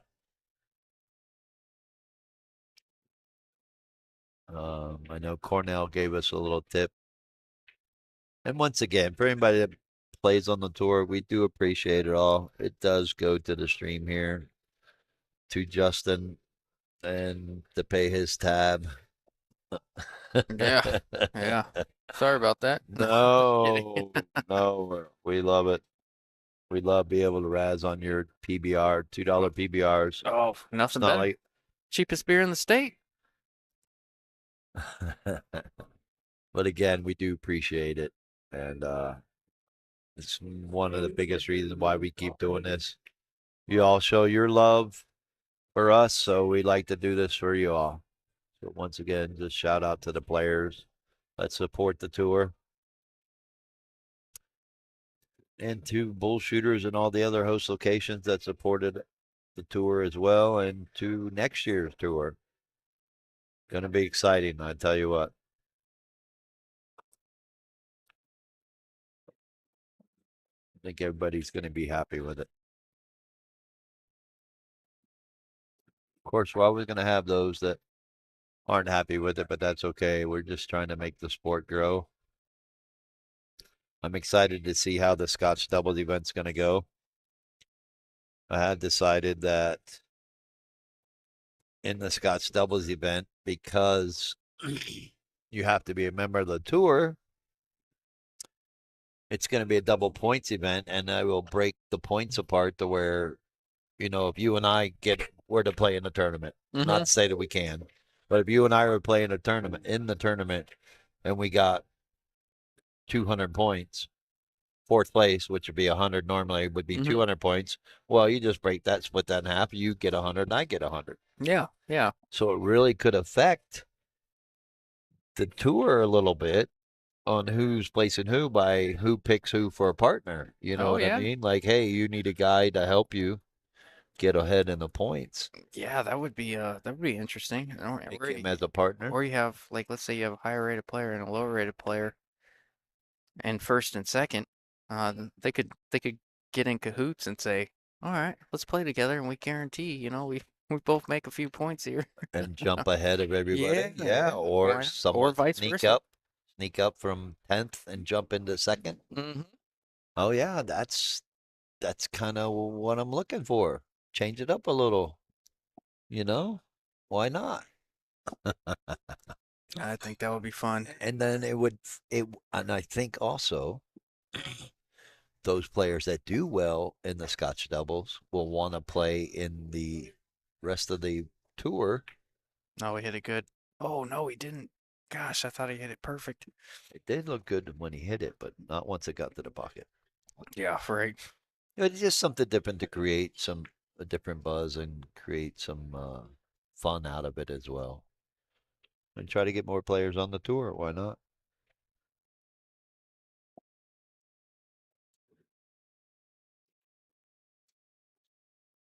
Steven's going through it a little bit, Tim. I think he's rushing a little bit. I think he needs to stay down the ball, take a few more strokes, focus on pocketing the ball. Yeah, it's brutal. I mean, he's had his fair share of opportunities and just has not capitalized.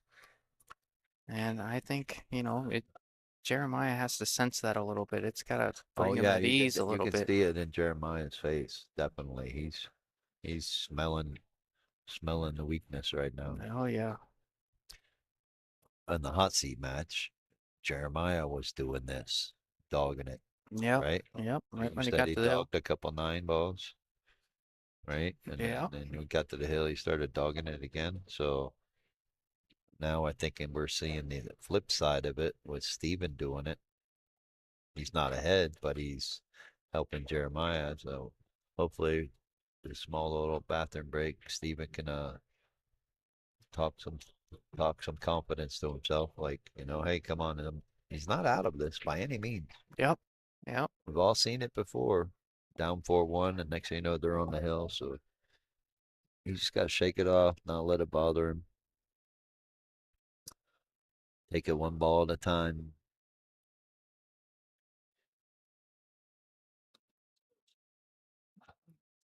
Apparently something crazy happened at the end of this football game over here, and my phone's blowing up about it. Like not just like a regular, you know, score at the end of the game and win. Like, I guess there was some insanity. Some insanity that happened. Oh, really? Yep. I Yep. got to replay it up there. I think they will. I think they will. Who was it between? It was And did the Cardinals win? it was Washington. Yeah, the Cardinals won on a field goal in the last second of the game. Washington and Chicago. Yep. I saw they were playing. Yeah, that was it.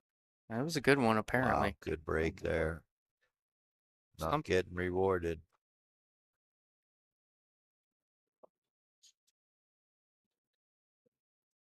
Something about what? Oh no, it was just I peeked at it. I don't know what happened. It's a bunch of chaos though, like one of the craziest endings to a game ever. So Uh-oh. I'm gonna be peeking at it while we're I'm watching. sure it'll be on highlights somewhere. Oh, no, forever. If not YouTube. Okay, I'm going aggressively at the bank. Hit it with the right speed. Yeah, banked it a little bit short just in case. Steven's really got no pocket. He's got to try to thin this ball, play safe. Try to get it back down table underneath. I would thin the ball and send the cue ball down. I wouldn't bank the one. Yeah, I like that. He's banking the one out. Apparently he likes it to bank it. Well, maybe he gets coverage with the 3. He got the 7. Oh, No, did he? That was perfect. It's always funny from this angle, sitting off to the sideline.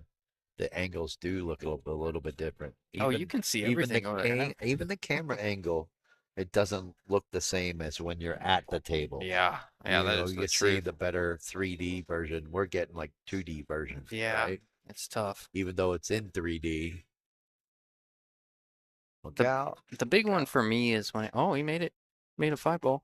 That's why you hit him hard, baby. Yeah. Old Evans Bishop.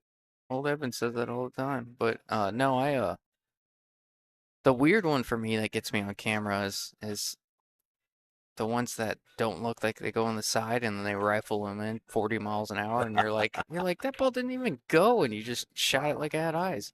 That's the big one that gets me Great all the shot. time from over here. Don't think he's going to be hooked. I think he's got a shot on this too. So that was a great shot. Now you just try to use left-hand English and come back across table in between the 8 and 9 and get a shot on the 3.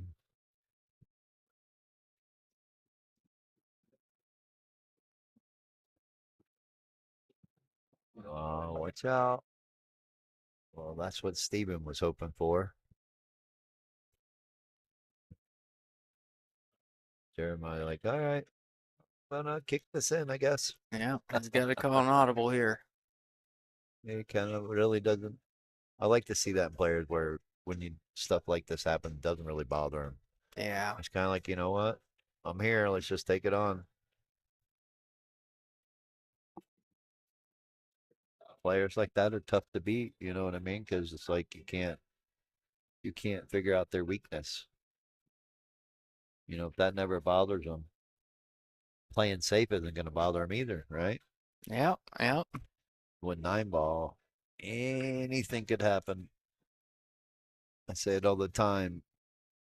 Jeremy Jones says it best. 9-ball's like the wind. It could change at any given shot.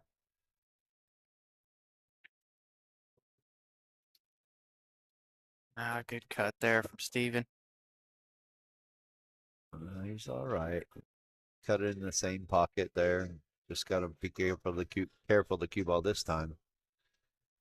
Make sure he doesn't scratch. He can play the 7 in the opposite side pocket.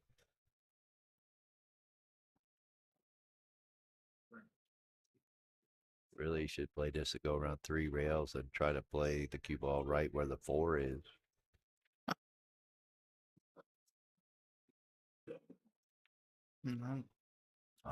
He hit the cue ball with the right speed to get on the 7. Yeah. He's. How But does he that doesn't- look? He gotta focus on pocketing the ball.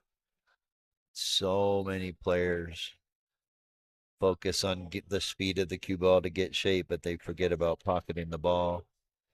Continuing to struggle with the side pockets there for Steven. I know him on a personal level. Got So a it's few people coming in here to watch Yeah, us. yeah. Mike McGovern, a lot of Ben Steven fans. Sauceda, Kurt Siebels. Well, Steven's got a little bit of a following. I think a lot of people want to see him do well. Yeah, even the bartender Chelsea was sitting over here next to him watching.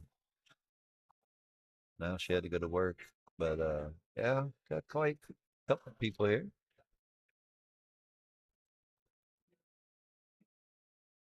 What are you doing here, Justin? Are you banking it down to the bottom rail, playing safe? Or are you trying to cut this past the 9? Oh, I'm stupid. I'm cutting it. Looks like that's what he's gonna do. You put Gotta a be can- careful of that side pocket. You put a camera in front of me, I'm cutting this all day long. If I'm playing on a side table, yeah, I'm Watch never outside pocket. But, Mm. oh, cow. Oh, he's not gonna get rewarded. That's for sure. Yeah, I was not even thinking about this side pocket closest to us. I was thinking about that exact side pocket. Really, it's an automatic scratch almost. Yeah, yeah. That's why I felt more comfortable playing the safe. You know, Jeremiah's up 4-1 right now. You can't really give him these kind of opportunities. Now all Steven can hope for is that he misses one of these balls again, like he did in the Hill match, but you're not seeing that much from him this time.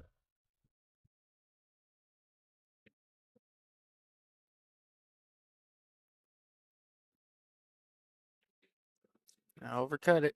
Uh, you know what I love about this though, right here, What's right that? now, is that these players are trying to play like 600 speed players. Oh yeah, You yeah. know what I mean? And they're doing their best, man. I love it. They're not just beating at the balls, you know, a 9-ball. You get some players that just fire at balls and don't care. They're actually trying to play like a real pool player, even almost say professional, you know? Mm-hmm. Looking at their mannerisms, watching them walk around the table to play the shots. And What? just when you think they're getting down, like, all right, they look good, they're smooth, the stroke's right, Yeah. they're gonna make the ball, they miss it. Yeah, they'll run 3 through 8 But that was a like great shot by Steven. Someone got to him about that because you notice that's the second time now he's banked the ball I- 3 and I- 4 rails up table. I've seen that save from him 4+ times today. He's That's a very smart move. comfortable with it. Yeah, that's the smart shot when you're in those situations. You don't feel you can play safe down here underneath the ball. Send it up table. Try to get in the middle of the table as best as possible. Force the player to do something like this. He's gonna get it. Did he get past it? Yeah, he got a little bit of a roll there. I don't know. Yeah, he's looking to see if it goes past it. It looks like it's kind of nestled up on there. Is there a Yeah. gap? I don't think so. I'm looking at the bottom of the balls. There might be a slight gap, but it's super tough. Nicole says, "Way to play smart." Yep, that's Yeah. exactly how you stay in the game when you're down 4-1. All right, let's see if he's playing smart again. Not bad, really. For the situation he's in, I like it. Yeah. I really do. He's forcing Jeremiah to play safe or try to take on this bank. Back at him in the side pocket. Like this one, I would probably play safe on just because. Oh yeah, I'm gonna bank it back up table and put the cue ball right by the 8-9. Yeah. At least use them as blockers. Or you can go the other route, bank the 7 underneath the 8-9 and put the cue ball up table. But then you take a chance of the 7 slipping out. Like this. Take a chance of slipping out, or did he hit it the right speed? Yeah, he hit it He good. got the right speed. He went the two-way route. He was going to play the 8-9 next. It's lined up pretty decent. Steven's just got to make a good hit. Make sure he hits his 7 full. Kind of just kill the cue ball. Bottom of this and make sure he doesn't flip it and scratch. Key to here is to hit it full. Send it up table. That was very good. Looks like it's gonna. It's gonna get up Gonna there. get to the rail. Oh, it's getting close, but that's okay. I'm definitely playable for Jeremiah, but a tough cut if he takes it on. Long and wrong. That's what you call it. He's got an opportunity to cut this, but he's got to let the cue ball go, and not sure where he's going to be on this 8 ball. He can get away with cutting it. He may end up getting lucky and going into the 8-9. Well, let's see. Yeah, see, he would have made it. He'd been over there trying to bank this 8. Yes. You would play the 8-9 carom, but Yeah, something. all right. Steven's right where he needs to be, right where he wants to be. Got a good opportunity to knock this down. One ball at a time. That's what you have to think. Make the ball.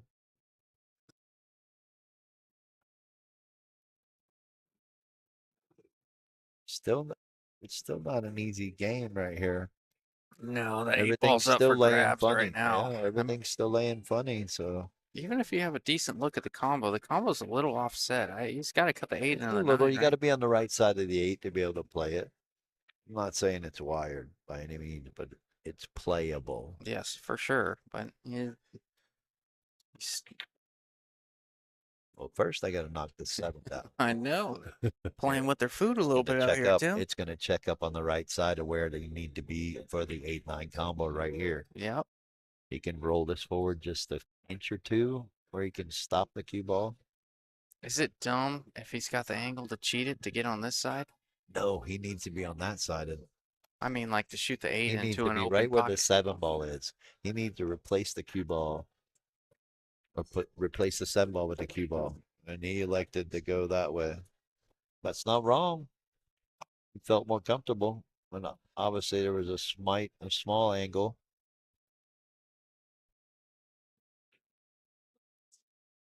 I don't know. I almost kind of like playing the combo, instead of being here. Yeah, Because all you're doing right here is focusing on making the 8. You don't care really where the cue ball goes. You don't want it to go past the side pocket. If it does, you don't want to go past the middle diamond, but you just want to knock this down. Give yourself an opportunity to make this 9 ball.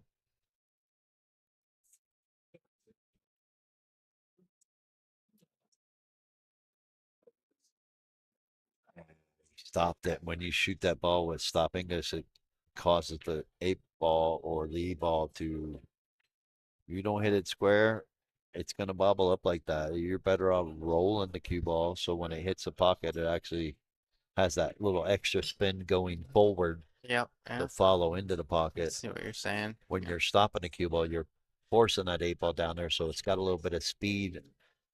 Yeah. And you don't want speed into the pocket. You want it to go in there. Oh, I didn't know he could hit it that straight. I thought there was more angle than that.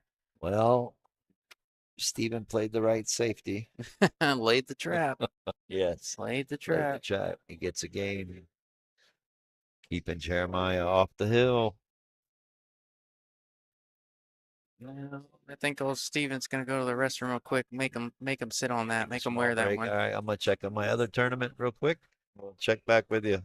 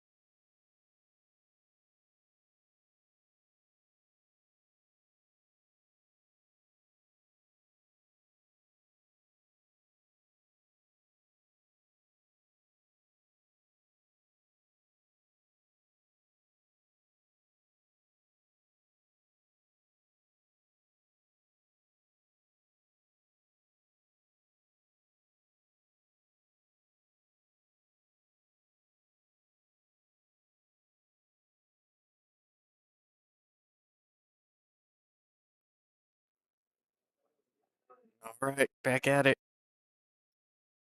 4-2. Steven has to double dip Jeremiah.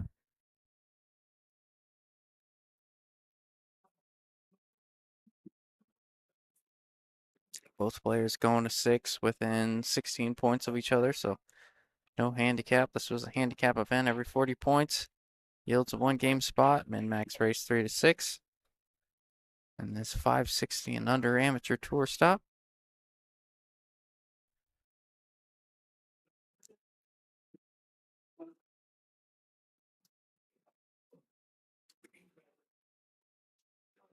All right, back for a little bit. Yeah, look who's Getting down back. to the finals over there in the 500 under tournament champions qualifier. Ended up with 12 players for the first one. Not bad for a 1-day notice. What's going on 24-hour over there? notice. 500 under tournament of champions qualifier. Who's still in it? Odani Matamoros is in the hot seat and not in any side bots. Oh yeah, that checks out. And then Scott Easter is playing Steve Willett to get in the finals. Both whoever is in the finals will qualify for the finale sometime next year. But yeah, Jamie said that APA wasn't going to be in here today. So that if I wanted to do something, then I've been wanting to start up the qualifier series again. So we started it up again. It is this series is a race to 4. Everyone plays even, double elimination. Once we get to the final 8, it's a redraw, single elimination format. With today's only having 12 players, I told them we can just make it double elimination the whole way through. But moving forward at the next event, hopefully when we get 30 and 40 players, that once we get down to the final 8, it's a redraw, single elimination, which speeds up the tournament a lot. A lot of players actually like it. Yeah, you don't have that one in the barrel that you know, it's the added pressure. You don't have that one in the barrel just in case you lose. You're playing every ball like it's your last. I like it. Well, they like it, but then of course, if you've never lost and you make it to that single elimination round and you lose, they don't like it because it's like, "Whoa, I never lost." Well, at least you made it to the money, because if you make it to the redraw, you're basically in the money. And it's kind of along the lines of like the pro tours, get down to the final 64, single elimination. Try to make the lower players feel like they're pro players. Hey, nothing like that And adrenaline the rush. trophy check over there. Yes, sir. Picked up the finale check already. I actually picked up the next stop number 10, the last event for the points race. I picked up all 3 checks basically, but had the finale. They wanted to make it gold because of the finale. I said, no, let's make it shark gray, like the World 9-Ball Tour, Yeah, color. So the finale check is going to be gray. Oh, that's cool. I think I posted a picture of it online. But yeah, it's pretty cool. The company that does it for me, it's pretty cool. And they do a pretty good job.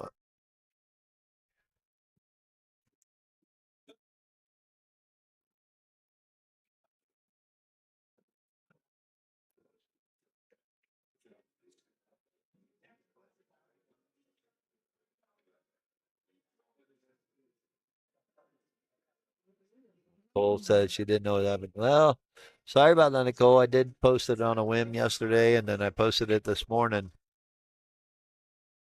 But pretty happy with it. 12 players, and we're almost down to the finals. Yeah, sounds kind of like a last minute thing there, huh? Yeah, and it's okay to kick it off. Get some fresh players that don't normally play in it. Got some fresh ones, fresh faces today in it. So it's going pretty smooth. We might get done around about the same time, both events.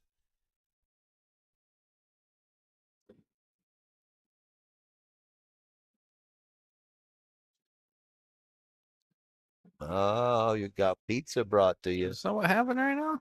Yeah. Go ahead, eat it up, buddy. Oh man.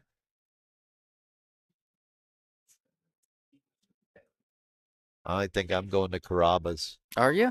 Yeah, if we can get done by 7, I'm going to Carrabba's. Give me some chicken marsala. Love me some chicken marsala, and they make the best. They really, really do. I can't find anybody Yeah. that makes it better. They do something different.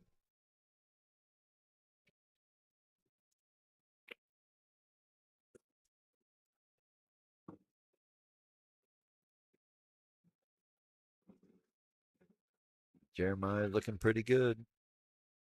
I think. 4 balls away from getting on the hill. Yeah. Taking this and one game closer from winning this undefeated. That's a good spot. I like it. It's actually where he kind of pointed his cue at. Yeah, he's really playing well right now. I mean, He's taking his time. Look at, he's walking around the table. Maybe even slowing his heart rate down, knows what's at stake. Some players let their mind or their heart race oh yeah. a little bit. He's got a slowly nice shot. He's nice and smooth and deliberate. Nah, he really is. You know, Fundamentally, there's really nothing jerky about it. The balls he's missing is kind of uncharacteristic. Like, okay, he's focusing on something else. yeah, you can almost chalk it up to nerves because 1 through 8, he's playing incredible, and then watch out, Keeble. Wow. Table got him. Oh. Table speed got him. Oh, did it? Yep. Me, Most definitely. All right. I'm gonna go thank Jill real quick. I'm sorry. All right. He's taking a little walk. Thanking him for who gave him the pizza. All right, so you got a tough situation. It looks like he's going to thin this ball. He may be able to thin it. He's got to be careful, though. He can't hit it too hard or too thick because then the 9 will bounce up right in front of the pocket. There we go.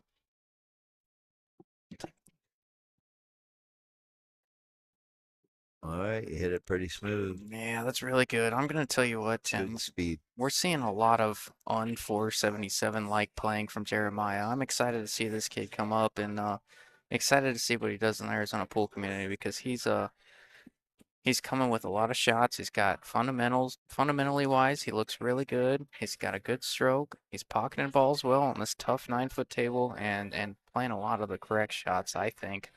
So I think he's doing everything right, Tim. And Yep. very well deserved champion if he does put his name on the check.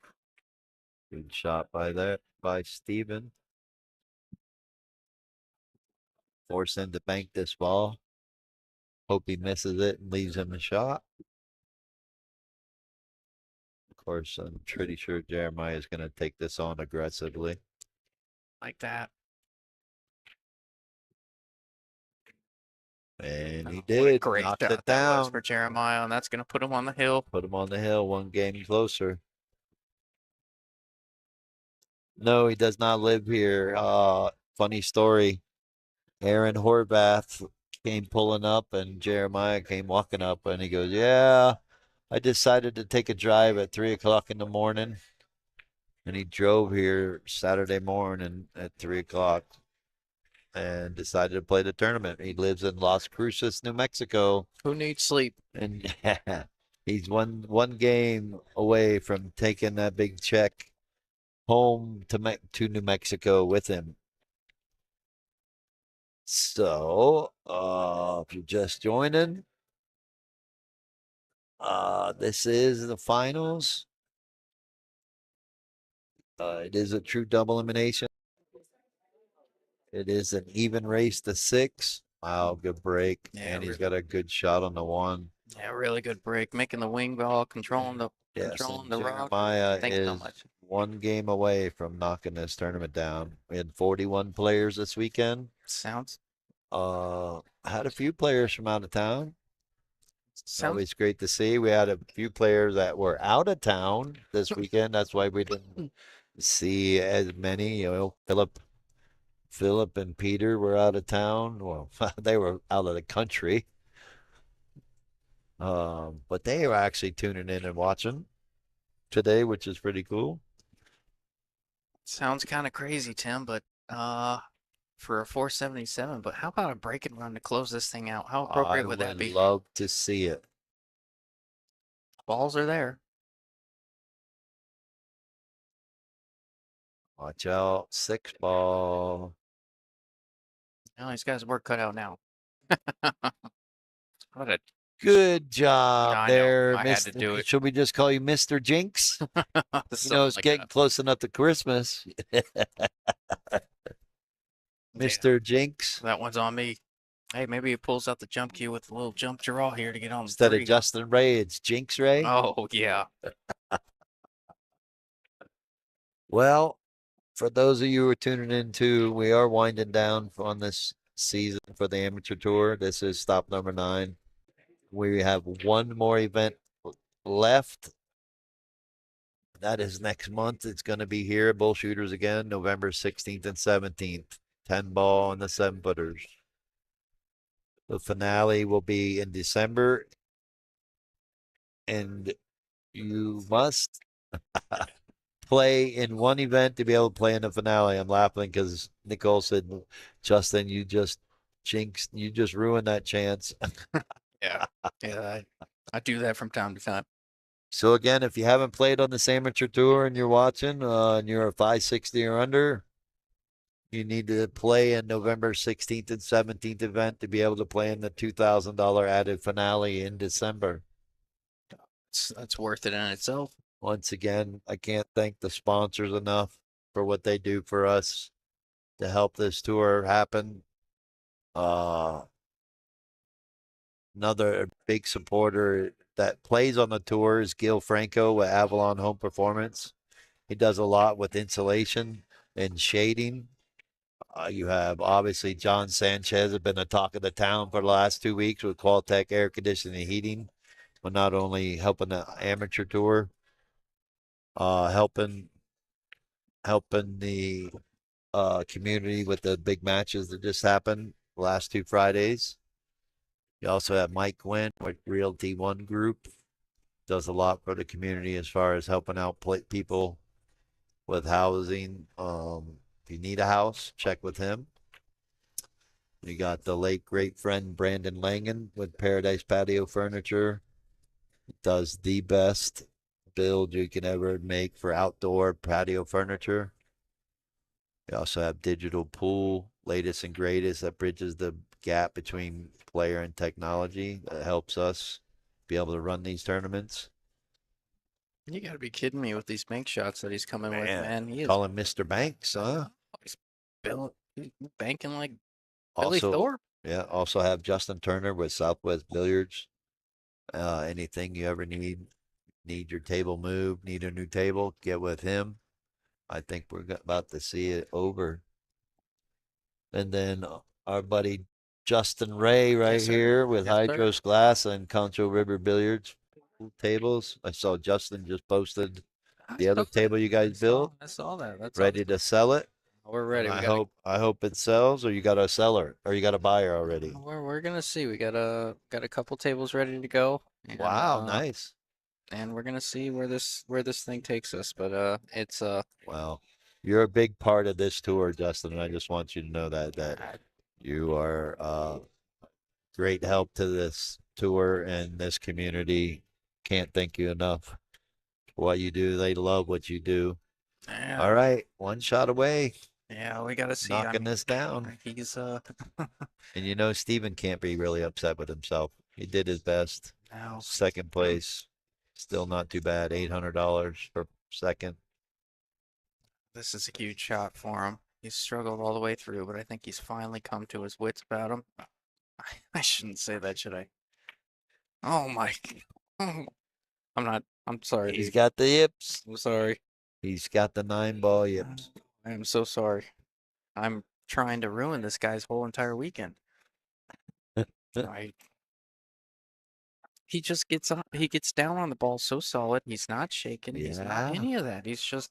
He looks very. Old getting at you uncomfortable. again. Oh man, I just want you to know when you go back and watch this, Jeremiah, it's not your fault. Okay. Right. Oh boy. Steven steals another one. Oh, we got a battle. Oh. I mean, we've seen this before. We got someone clapping. I heard someone clapping over there. I don't know who it was.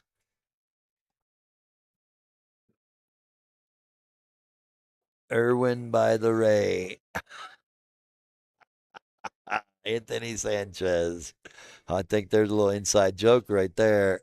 You might have to explain there, Mr. Irwin.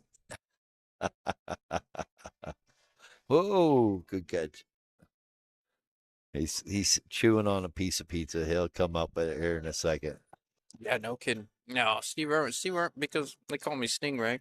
So Steve Irwin died by a stingray. So whenever someone either loses to me or misses a shot, I got Steve Irwin.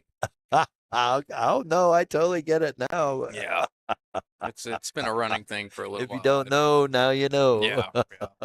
Put that on a T-shirt. You're right. Did make a shirt.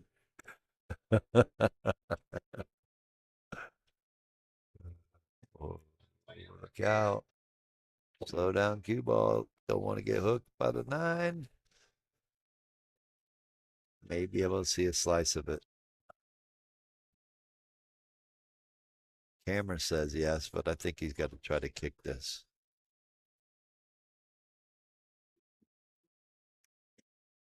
You don't want to risk it. End up clipping the 9, giving a ball in hand. Oh, he was able to see enough of it. Is he going to get away with it? I think so. 5's going to cover him up. Steven might be able to hit rail first.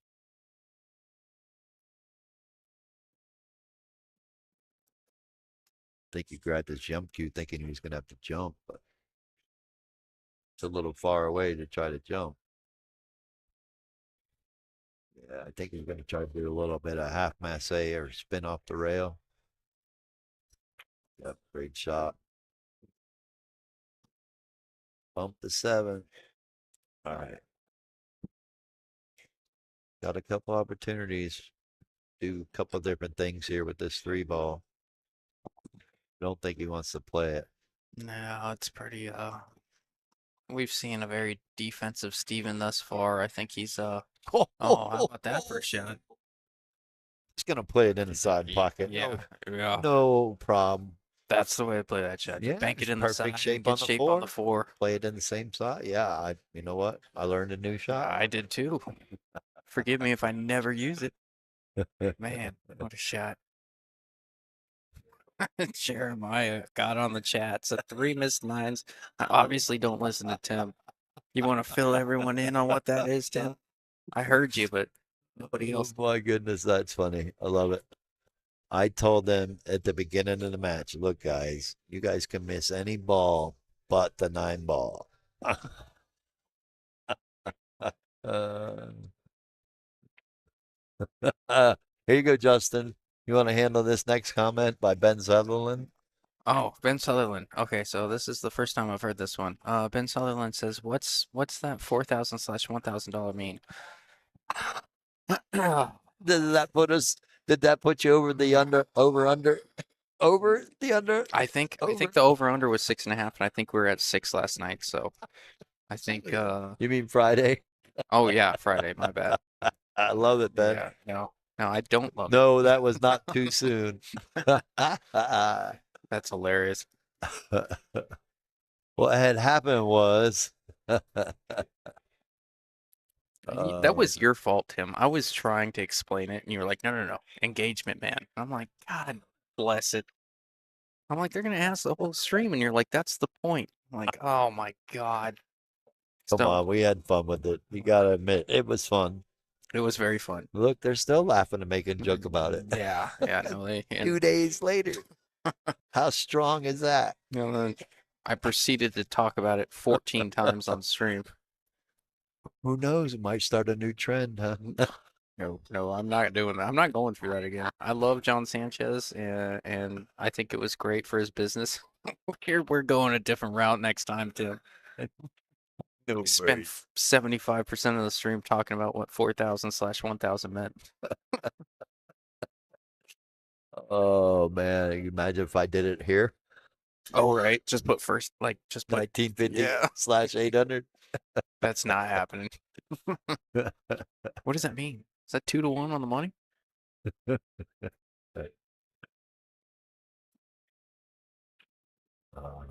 Come on, he might miss it good here. Oh, I thought it was going to slow up underneath the 9. I love that Jeremiah commented on the stream. That's priceless. It was enough to get Post up to ask about it that night. Yeah, you're right. I did see that. Good point, Eric. Oh, we got that was fun. That was fun. Yeah, it was a fun night. Of course, it was fun because I got lucky and won. Mm-hmm. But no, overall, it was a fun night. The bull shooters loved it. They're like, when are you doing it again? What are we doing next week? They love it that the people pack this place around and gets other people that walk by like, ooh, what's going on? You know? Even non-pool players want to know what's going on. Yeah. So definitely thrilling Friday night fights here. Lately here at Bull Shooters. big thanks to John Sanchez and Philip Sanchez with Qualtech. No, it's huge. They are the best in the biz. Oh, Look out. is he gonna get away with it? Yep. And Jeremiah definitely kicking it. Jeremiah like, yeah, don't worry about it. I'm just gonna step up here and kick this in.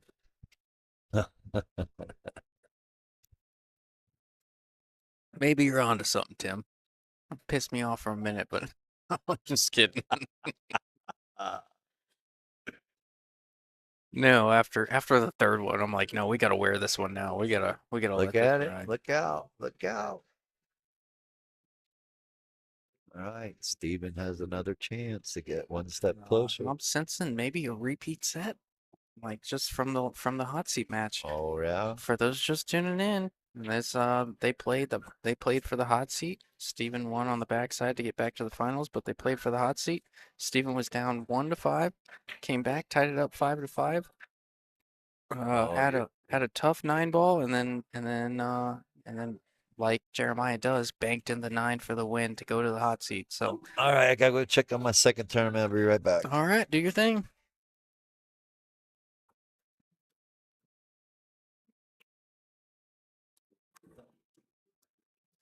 I'm laughing at my text messages right now. You know who you are.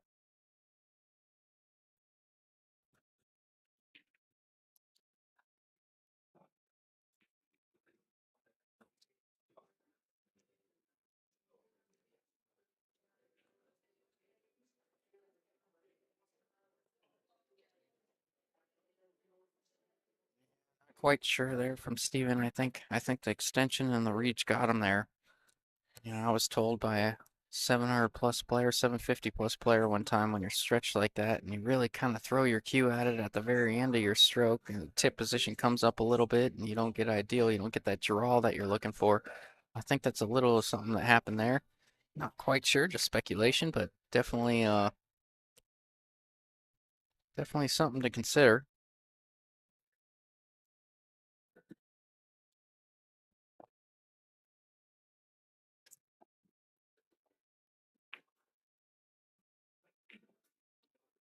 Oh, Eric's got a chance. I'm not Eric, Jeremiah. I was reading the comments as I said that. I'm thinking about you, Eric.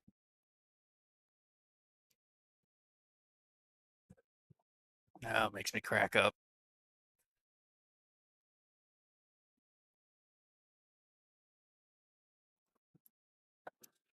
All righty. Saw Steven missed it good. Giving Jeremiah a tester here. Still having trouble with the 9 ball. He's going to leave it for Steven in the side. Yeah, he sure is. Yeah, well, you got to be careful. You can't overthink this and say, oh, this is easy. You got to be careful. Yeah, it's a bit more of a cut than it looks like. You drawing out of this, Tim? No, just center English or even just a little top. Oh, can he get to? Yeah, you can cut I the can't- ball You have an angle on this. Which rail is he getting to with center? Oh, right to the there. side. Watch Okay. out. There you go. Yeah, I wasn't sure if he Watch could out. get to the side. All right, you got it.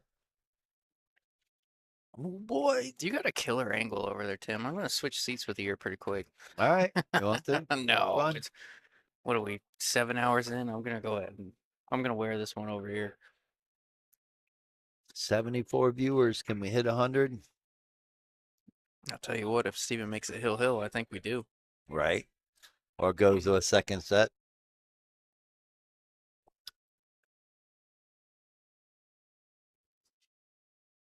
Well, I'm down to the finals over there now, so pretty. Let's see which one finishes first. Who's in the finals over there, Tim? Odani Matamoros and Steve Willett. Oh, cool. Scott Easter said he was up 3-0 in a race to 4 and dogged every 10 ball he could. Yeah, been there, done that. Well, I'm going to tell you, Justin, you didn't dog 3 10 balls almost in a row like someone on Friday night. So Ooh. give yourself credit, sir. Ooh, yeah. Kind of a big deal, Tim. Silver lining to a sad moment. Trying to give you props, man. You got in the box and you didn't give up even when you were down, and it looked like Angel was running away with it. Yeah, well, I'll tell you what, it it's very motivating. I learned a lot, and I encourage, like I said in the last stream, I encourage everybody that hasn't been in the box for a hefty price tag to hop in, because I'm actually, as sad as it sounds to say, I'm glad that I lost, because I never want to feel that again, and I'm gonna work twice as hard to make sure and ensure that never happens again in my entire life. Right? Do you feel that kind of pressure? That I lose like that and let people, we had a decent crowd come out and sit in my corner, and people watching and people on my side, and I hate that feeling. I will never let everybody else down. I won't let myself down. I'm gonna be much better the next time around. There's no doubt about that. So what you're saying is you're ready to jump in the box again? I will be. I will be. I'm gonna need about a month. Well, who you looking to call out then, if I, I can ask? I'm pretty open. If you're, 6'10" and under? yeah, I'm 500 and under right now. I'm kidding, buddy. You know I love you, man. I was so happy for you to get in the box. No, it So. was fun. That was actually, No, and that you was know what? tremendous. Don't rush it. But we'd love to see you get in the box again. And again, we want to keep these Friday night fights going. So I'll be there. I'll be I there. might be getting in the box again myself. That's awesome. Might have to make it happen since everybody else is scared to get in the box. Hey, We're open to Friday night fights. You want to come bring a match to us? We're not the matchmakers. We're just the facilitators. So if you got somebody you want to play for some big money and you want us to stream it, come to Bull Shooters or, anywhere in the Phoenix area. I don't think Justin's willing to travel outside to Phoenix or anything like that. But if you want to come here, Dozers, Main Street, Bull Shooters, we'd love to do it. Bring it on. We'll pick a date and time, or if you have a date and time in mind, let us know and we'll make it happen. yeah, you guys give me a month. I'll line them up. I'm ready to go. I am gonna come back twice as So as you're prepared. saying you're wanting a Friday night fight before the end of the year? Yeah. Oh, All right. 100%. Well, you don't have to play for the same amount. Oh, it's If you want to play me for 200, that's fine. I bet. If I was you, I'd say the same thing. I'm kidding. If I was, No, we'd love to see you. Interested to see who you pick to No. play. oh, it's an open. Angel, I don't know if you saw, but Angel said he can finally sleep now. Sleep in peace, Yeah, knowing that he was able to beat you finally. yeah. No, I can. Well, I want to say this. We don't want to see you on a 9-footer. We want to see you on a bar box and see what kind of damage you can do on a bar box. So I'm going to put that out there right now. Yeah. Whoever steps in the box with Justin, it does have to be on a bar box. It's fine with me. 10 ball, 8 ball. Which do you prefer? 10 ball or 8 ball or 9 ball? I prefer 10, but I was told 8 is my better game. Really? Yeah. Hint, hint. Are you talking to me? Oh, Me we'll see. and you go a Friday undercard for a Friday night fight. Little fun action Oh, we'll see. We'll like see. John Sanchez is trying to I do. might have to work myself up to that one, Tim. A little $100 race to 7. Hey, I'm always good for 100. I think that'd be interesting. 8-ball match. No, I love you, man. I love to see you play and compete. I'm always willing to help you. I'm gonna do it. Always willing to spar with you. But yeah, whoever wants to jump in the box with Justin, it's got to be on the 7-footer. Hey, I'm in. He's gonna call the shots, what he plays for, what the race is, and that's fine with me, and what the game is. But once you're ready, and to make it known, let us know, and we'll make it happen, Justin. Arizona's behind you. Yeah, it's incredible. Everybody is Yeah, if it wasn't for Arizona community, I don't think I would have stayed this long. No, They they're did some family, of the man. best. They're Yeah, family. they become family. Some of my closest friends have been in this game, in this game of pool for. I've got friends for 30 years in this game Ooh, that little I ball still in am friends hand. with. If David Brownell and Kelly Garrett are listening or watching, those are two of my longest time friends. Daniel Schnack, Matt Merkel, Stacy Merkel, Malia Schnack, Jerry Driscoll, some great friends from back home.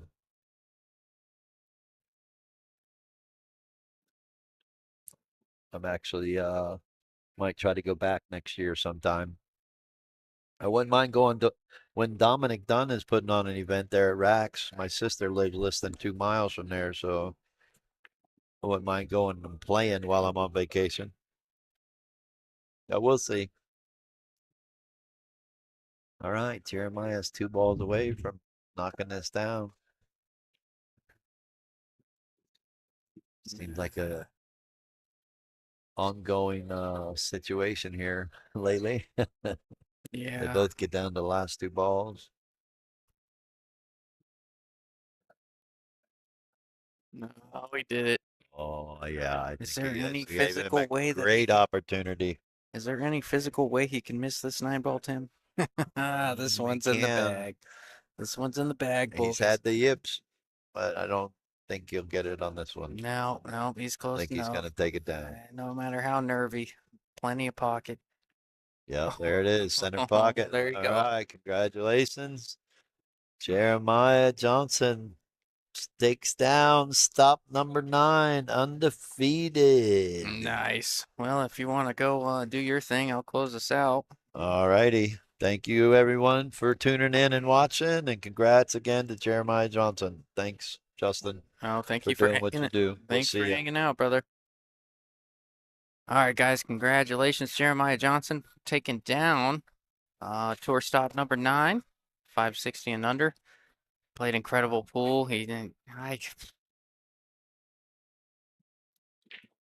got the yips a little bit on the 9-ball, but I think he's just going to learn from it. Moving forward, he's going to. He's. Oh, thank you, brother. He's just gonna learn from this, and he's gonna be a lot better the next time. I'm excited to see what he does in this pool community. Like I said, Jeremiah has been playing some really good pool. I haven't seen a whole lot of them because he's been from Las Cruces. Commentated one or two of his matches, I think. But that being said, he's one of the up and comers, and Steven is too. Nothing to hang your head about. A couple late mistakes could have flipped the script back and forth. But anyways, I think I'm gonna keep this thing rolling just for a few minutes. Anybody pulling for Jeremiah, I'm gonna leave this thing running so you can see the check sign and all that good stuff. Once the check sign, I'll tear everything down, end the stream, and we will see you guys at the next one. Thanks everyone for tuning in. Don't forget to subscribe. Donkey Pool Productions on YouTube, AZ Pool 15 on Facebook. Love ya. Have a good night.